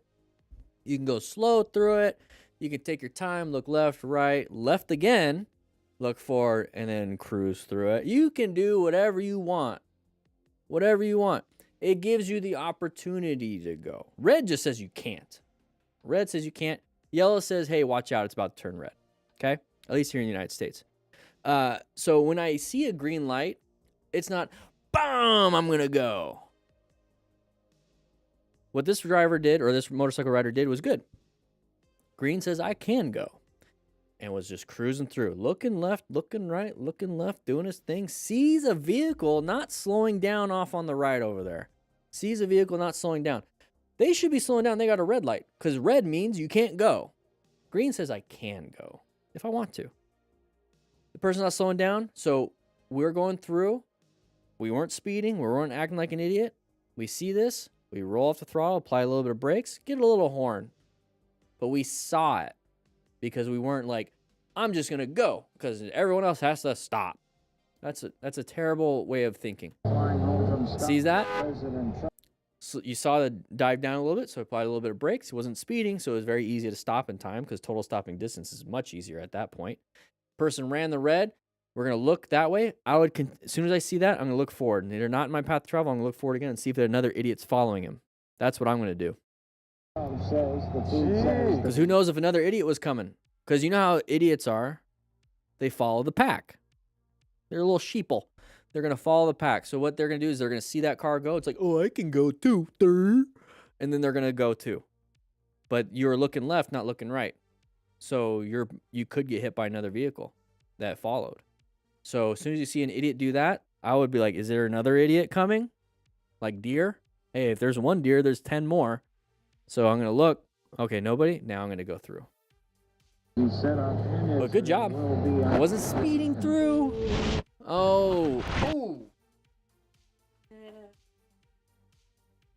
Speaking of deer,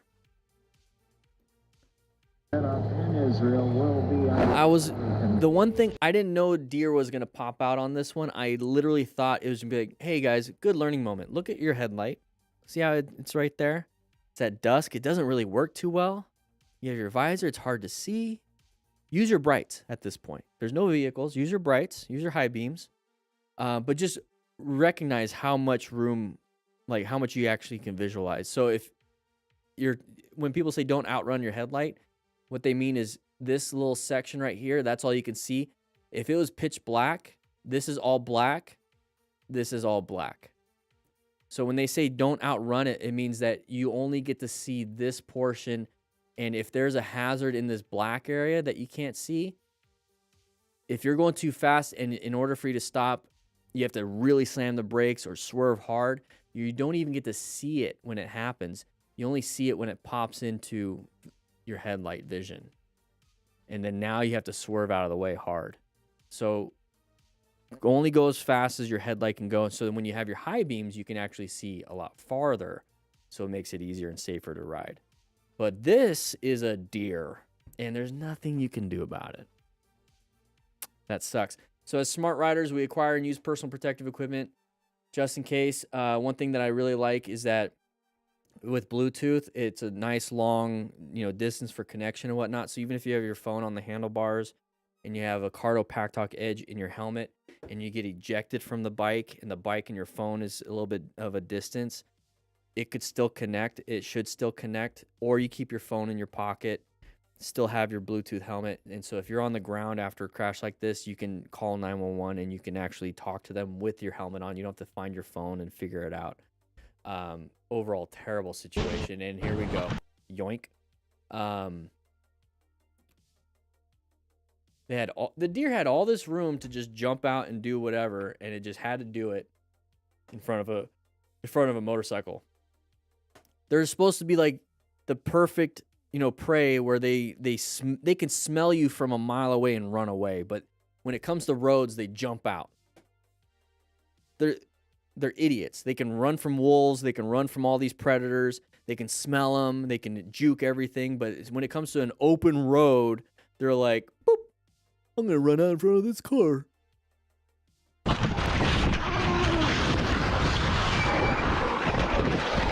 That hurts. That's going to hurt. God damn it. Hey, he's walking. That's good, though. That's good. That's the response you would get, too. God damn it. All right, Bruno Gama. Here we go, Bruno Gama. Here we go. Let's take a look. Nice little right-handed turn. Slow speed. Practice it on the Smart Rider drills, everybody. Oh, geez. Where'd he come from? That's why I'm saying, guys, if you're not looking forward, when you're moving forward, you're going to probably crash into something. Look forward. Typical mistake. It's usually a rear end fender bender in a car. But here on a motorcycle, we hit and we fall down. And that's not fun. That's not fun. Oh, snap. Oh, snap. All right, we hit some bumps. We hit some bumps right there. This road does not look good. We hit another bump. We hit the manhole cover. I always try to avoid those manhole covers. So whenever I'm riding, and there it is. Whenever I'm riding on the road, I practice. Every riding session is practice. Whether I'm just riding to get a breakfast burrito or if I'm riding to have some fun, I still integrate practice in my riding. Maybe the first 10 minutes so I'm like warmed up for anything else, but then like if there's an opportunity, I'll do it again. So if I see a manhole cover when I'm riding, I'm like, that's a road surface hazard. Guess what? There's practice right there. It's a road surface hazard. I'm going to aim for it, and then I'm going to swerve around it. I'm going to practice my swerves. I just practiced recognizing that it's a manhole cover and it's a road surface hazard. So, yeah, boom, look at that. I located a hazardous situation. Is it a relevant threat? Is it an active threat? Well, I'm going to aim for it, so it's an active threat. What do I do in active threats? Well, I got to put myself in a new position for safety. Okay, cool. So I'm coming up to it. Nice little swerve, new position for safety. Boom, I got practice. So don't ride over them, though, because the lip could be up a little bit. It could be smooth. You lose traction. Avoid stuff. We hit it. Uneven road surface caused the biker to messed it up. Immediately lose control of the bike. Okay, we hit that initially, and then we hit that. Yep, there it is. Avoid road surface hazards. If you do hit it, then what? That can happen. If you do hit it, lift your butt up over this on the seat so that when the back end hits, it doesn't do that to you. But overall, the goal is to avoid them. All right, here we go. Cruising. Moto Mike. Here we go. Open lane pattern. Anybody going to switch out in front of us? Let's take a look. No, we're going to lane split. Oh. There it is. Open lane. They switched over. We're going to lane split again. Where are we? Are we in California? Is this legal? It looks like California. Be careful when we're doing that. All right, here we go. GPS. That's how I use it. Just kind of cruising. Sun at our back. It's a sharp left turn, but we're not going super fast. Somebody's going to honk at us. The guy's a dumbass.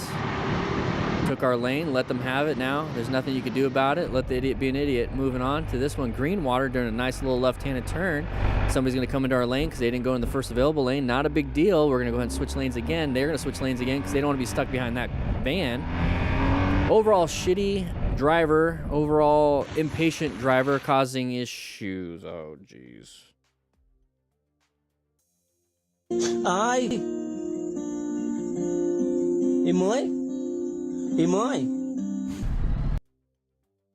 Yeah. Yeah, that's not good. So we're going really fast. Let's see if I can get that.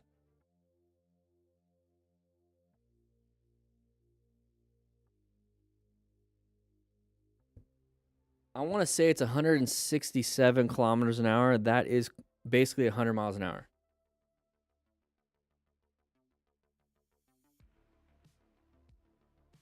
All right. So this is a good, we're going 100 miles an hour. We're lane splitting 100 miles an hour with traffic that switches lanes. They switch lanes. It's going to be hard for you to perceive and react in time. And then when you react, your swerve is going to be delayed. Your braking is going to be a long amount of braking. And you basically ran out of emergency acceleration because you were using it all to get to 100 miles an hour. So really, we can only swerve and brake, but braking is going to suck and swerving is going to be hard. Extremely difficult. So we're getting up to here. We see the person switching lanes. We perceived it. We're perceiving it right now. We're reacting. Look at that front hand. Reacting.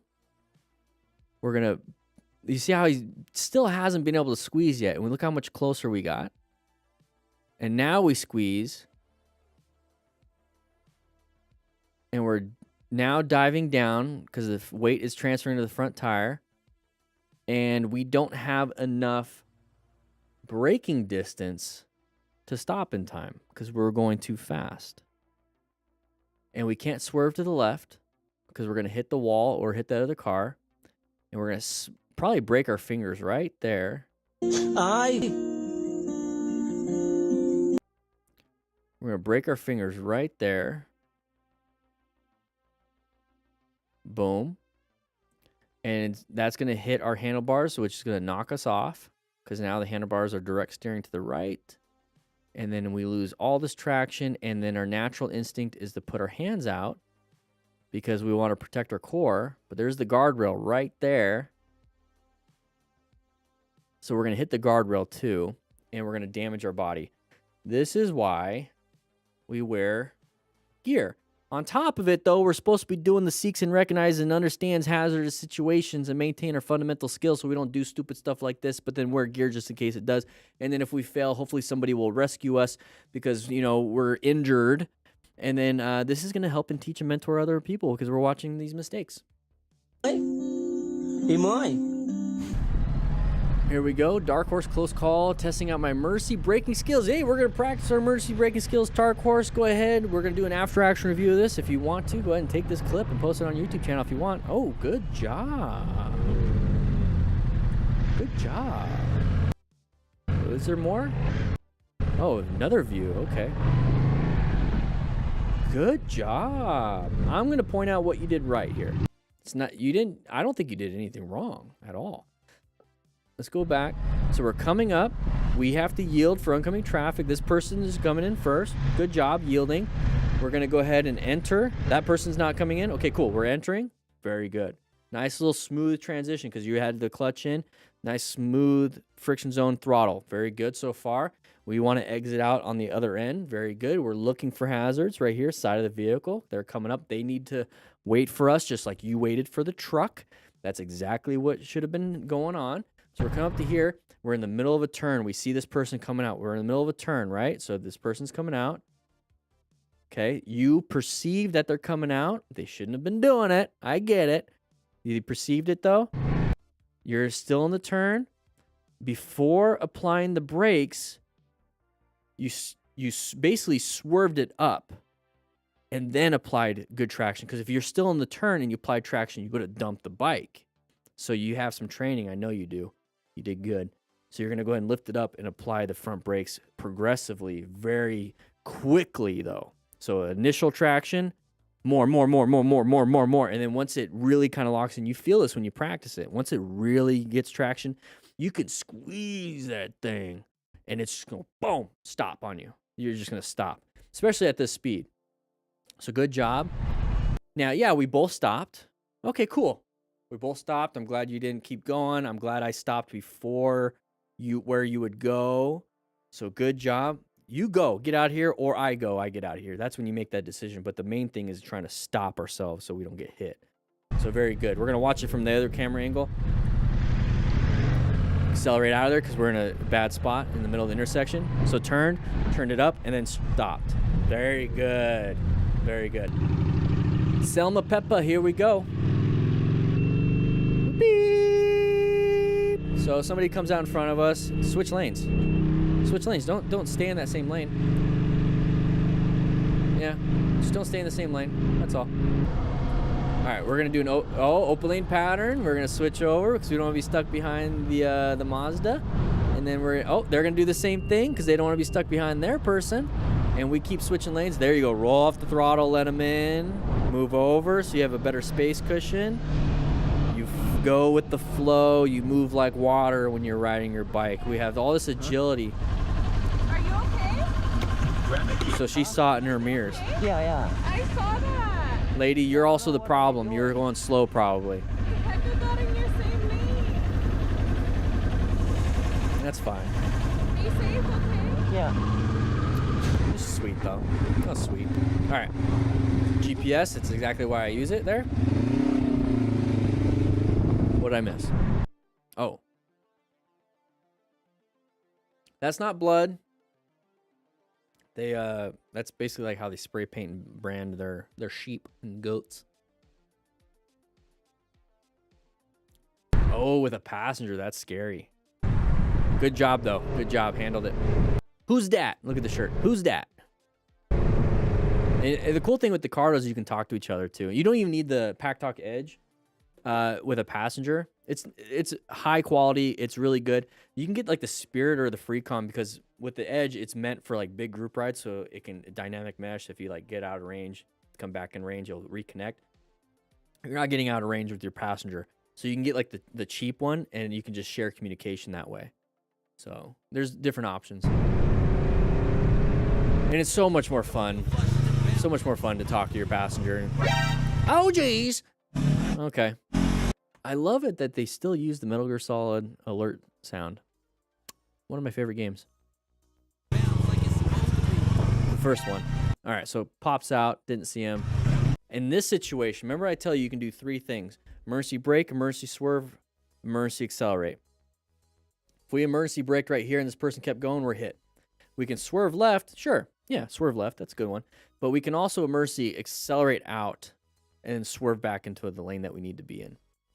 So 3 different options. You don't always have to brake. You can give it throttle. We have turning, swerve, right? Swerve, turning, handlebars. We have throttle, right? Emergency acceleration. We have brakes, emergency braking. We have 3 things we could do.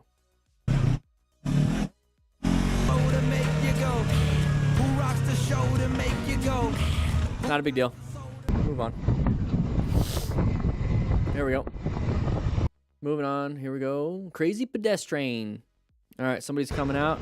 Give yourself some space from them. They are looking for something to do because they're bored, drugs, whatever. All right, roundabout. Oh, keep an eye, keep an eye. Oh, nice little swerve out of the way. The person's finally paying attention. Oh, geez, yeah. But yeah, with that said, I hope you guys ride safe, be safe. Grab yourself a Smart Rider Drill booklet. Links in the description for 20% off. And if you do want to have a Cardo Pack Talk Edge or the Spirit or Freecom, there's a link in the description for 10% off for that. Guys, grab yourself stuff. Practice, practice, practice. Train, please. Please train so that we don't have a lot of these issues. But with that said, hope you guys ride safe, be safe. And I'll see you guys on the next live stream. That one was 49 minutes of recording. This one took forever. How did I make this 49 minutes? I am talking a lot today. It's already been 2 hours. We have this video. You're welcome, Mr. Spoogelspore. A long one there. That's what she said. Mr. Spoogelspore, welcome back. Welcome back. Getting over being sick, but hey, better now. Been eating super clean for the past few months. So for my birthday, we had donuts, giant greasy burgers, and cake. There it is. Whenever I eat clean for a while, and then I have like a bacon cheeseburger with a fried egg on it, oh, so good. My stomach just doesn't like it anymore. You like the long form content? Well, I'm going to be cutting up some of these things and making some different kinds of videos.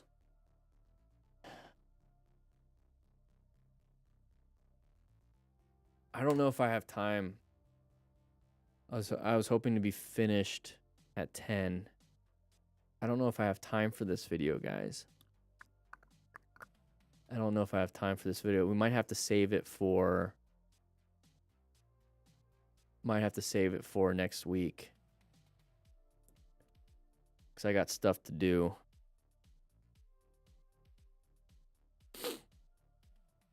What is next week? I might have to save it for next week.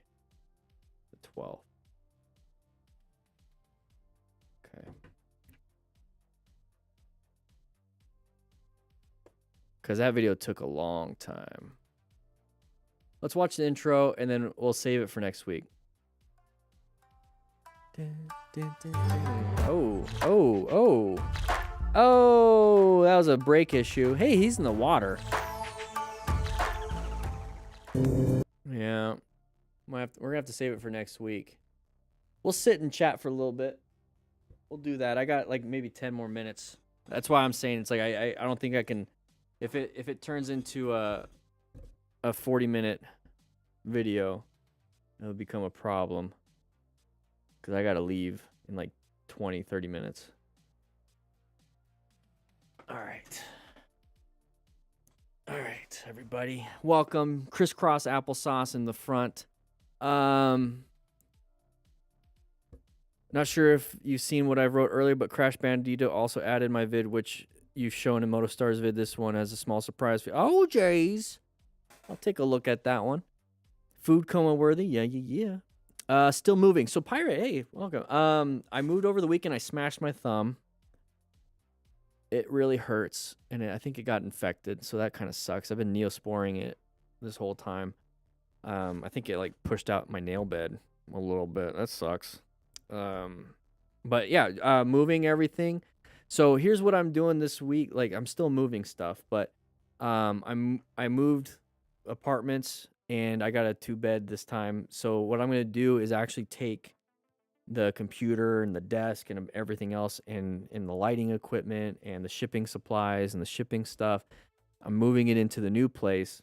I still have the office. I love the office, but I might treat it more like I might build a set so I can do some filming here if I need to, but I won't be doing the live streams from the office.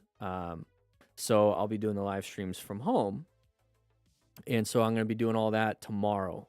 Today, I'm taking all the shipping supplies and getting all that stuff done. Tomorrow, I'm going to come back here and I'm going to get the desk, the printers, the monitors, all the computer system, like everything I need.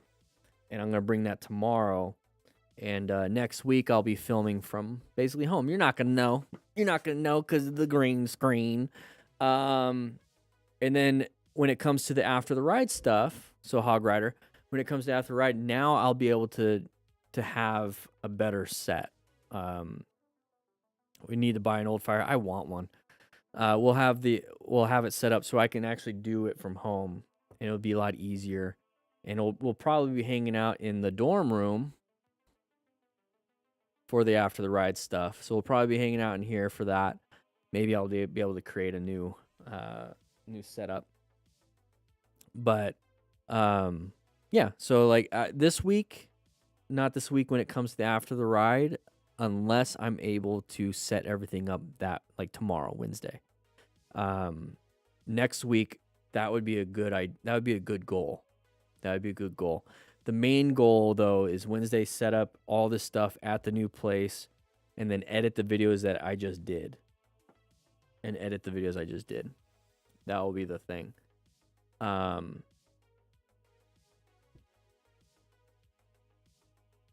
Yeah, because I gotta get going soon. I got a lot of stuff I gotta set up.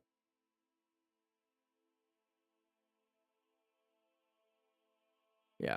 So I'm gonna get going because I got another package to do. Somebody just ordered something. I got another package to do. I'm gonna take it to the post office, take my dog to the groomer. She's sleeping. She's just chilling.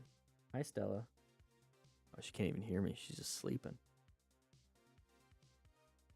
And then this week, once I get all the stuff to the new place, starting next week is the moment I'm going to start filming all the new stuff for the Smart Rider training drill. Or not Smart Rider training drill, Smart Rider training manual. There's a lot of stuff I want to do when it comes to the manual, and here we go. This is going to be my life for the next 4 months, just straight up doing that. Stella's feeling better. She's chill. She has no GI problems, knock on wood. For the last 3 months, like June, July, she's had a flare-up of colitis, and it's August now. So I'm hoping she doesn't have a flare-up, and I was worried about the move would cause a flare-up because stress causes flare-ups. But she seems to be chill. So today I'm going to, in 45 minutes is her appointment. Yeah. So that's what I'm doing this week. These videos will go out this weekend. Because I'm going to edit basically Thursday, all day Thursday, and work on film plans for the week after. And then if I can do an after the ride Thursday, that would be nice. I would love that. I have to set up, make sure the internet and everything's good. Internet's good now, but I have to set up and make sure the lighting looks good, the green screen's set up, the camera angles are fine, because it's all going to get messed up because I got to take everything apart. So that's going to be a long Wednesday to make sure everything's doing well. Make sure my computer is hooked up to the server that I have, all these different things. Yeah, Huskies would be a lot. Oh my gosh. Stella's pretty cheap. I think it's like, what, 60 total, and then I give a nice tip. So it's usually about 80 to 90 overall. And it lasts for like 2-3 months for what it is. So that's not bad. And she feels better. It's hot out. She has long hair. So I trim her down to where she looks like a Jack Russell Terrier. So it's really short hair at that point. You can like make a pillow like out of the hair. She's snoring right now. But guys, yeah, check out the store. Another thing that I haven't announced. Let's go to the store real quick. Something I haven't announced, that I am collaborating with a trauma kit company.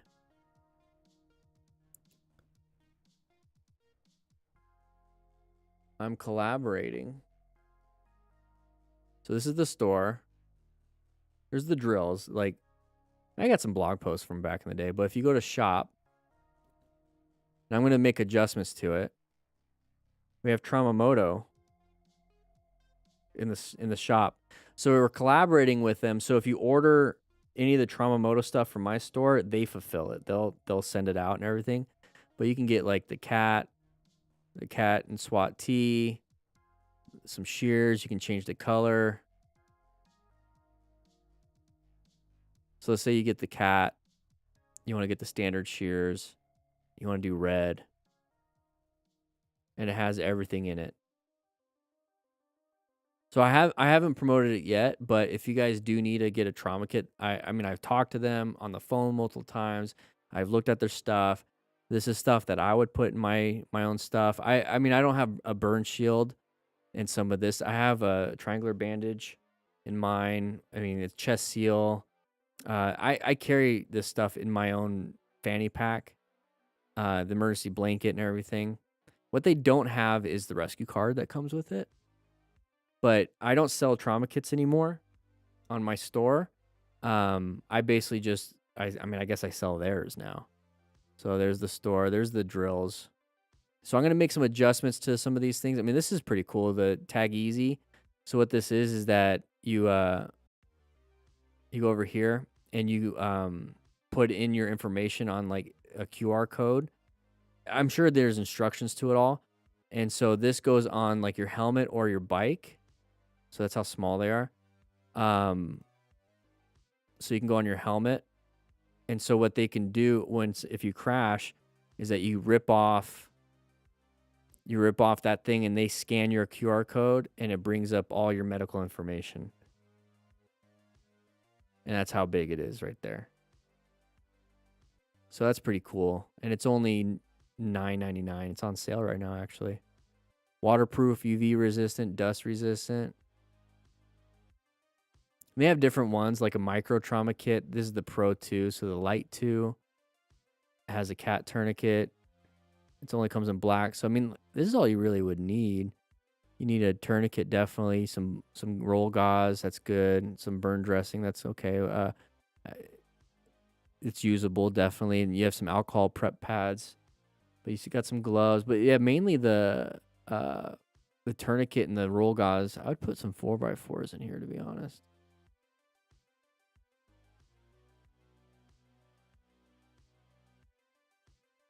Yeah, I'd put some 4x4s in there. What's the micro? Let's take a look at the micro. SWAT T tourniquet, trauma shears, nitrile gloves, mini Sharpie, compressed gauze. Yeah, that's pretty good. There it is. Yeah, compressed gauze is good for packing the wound. So you're basically tourniquet, pack the wound, and then you can do direct pressure yourself. The best one here is the Pro 2.0. Because then you get everything. Yeah, the quick clot is good. Yeah, tourniquets, guys. We got tourniquets on the store. Sooner or later, I'm going to get rid of the Smart Rider Games booklet. It's just the only things I'm selling on my store are these. So you could still get the rescue booklet. It does come with the rescue card.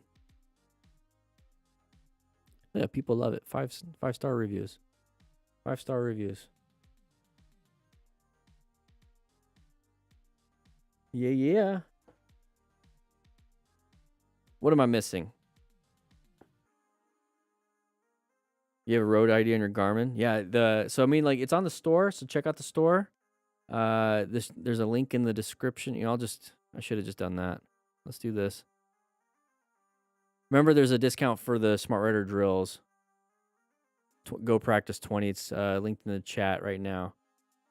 But that's the store.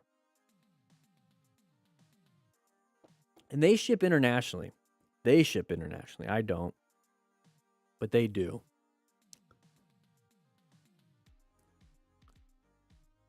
But yeah, I'm gonna start heading out so I can take Stella to the groomer. You're so pretty. You're a pretty girl. All right, guys. Check it out. I'm going to be heading out. I'm going to be editing these videos. These will come out on the weekend. Okay, guys. Thank you so much for joining class. I'm hoping to have an After the Ride podcast this Thursday. But if it doesn't happen, it will be next week because this week I'm setting everything up at home. So hopefully next week, that'll be definitely next week. Unless there's some technical difficulties going on. Then we have bigger problems because then I wouldn't be able to stream next week if that was the case. But with that said, guys, I hope you guys ride safe, be safe. I'm going to go do some stuff. I got some errands. I'll see you guys later. Bye.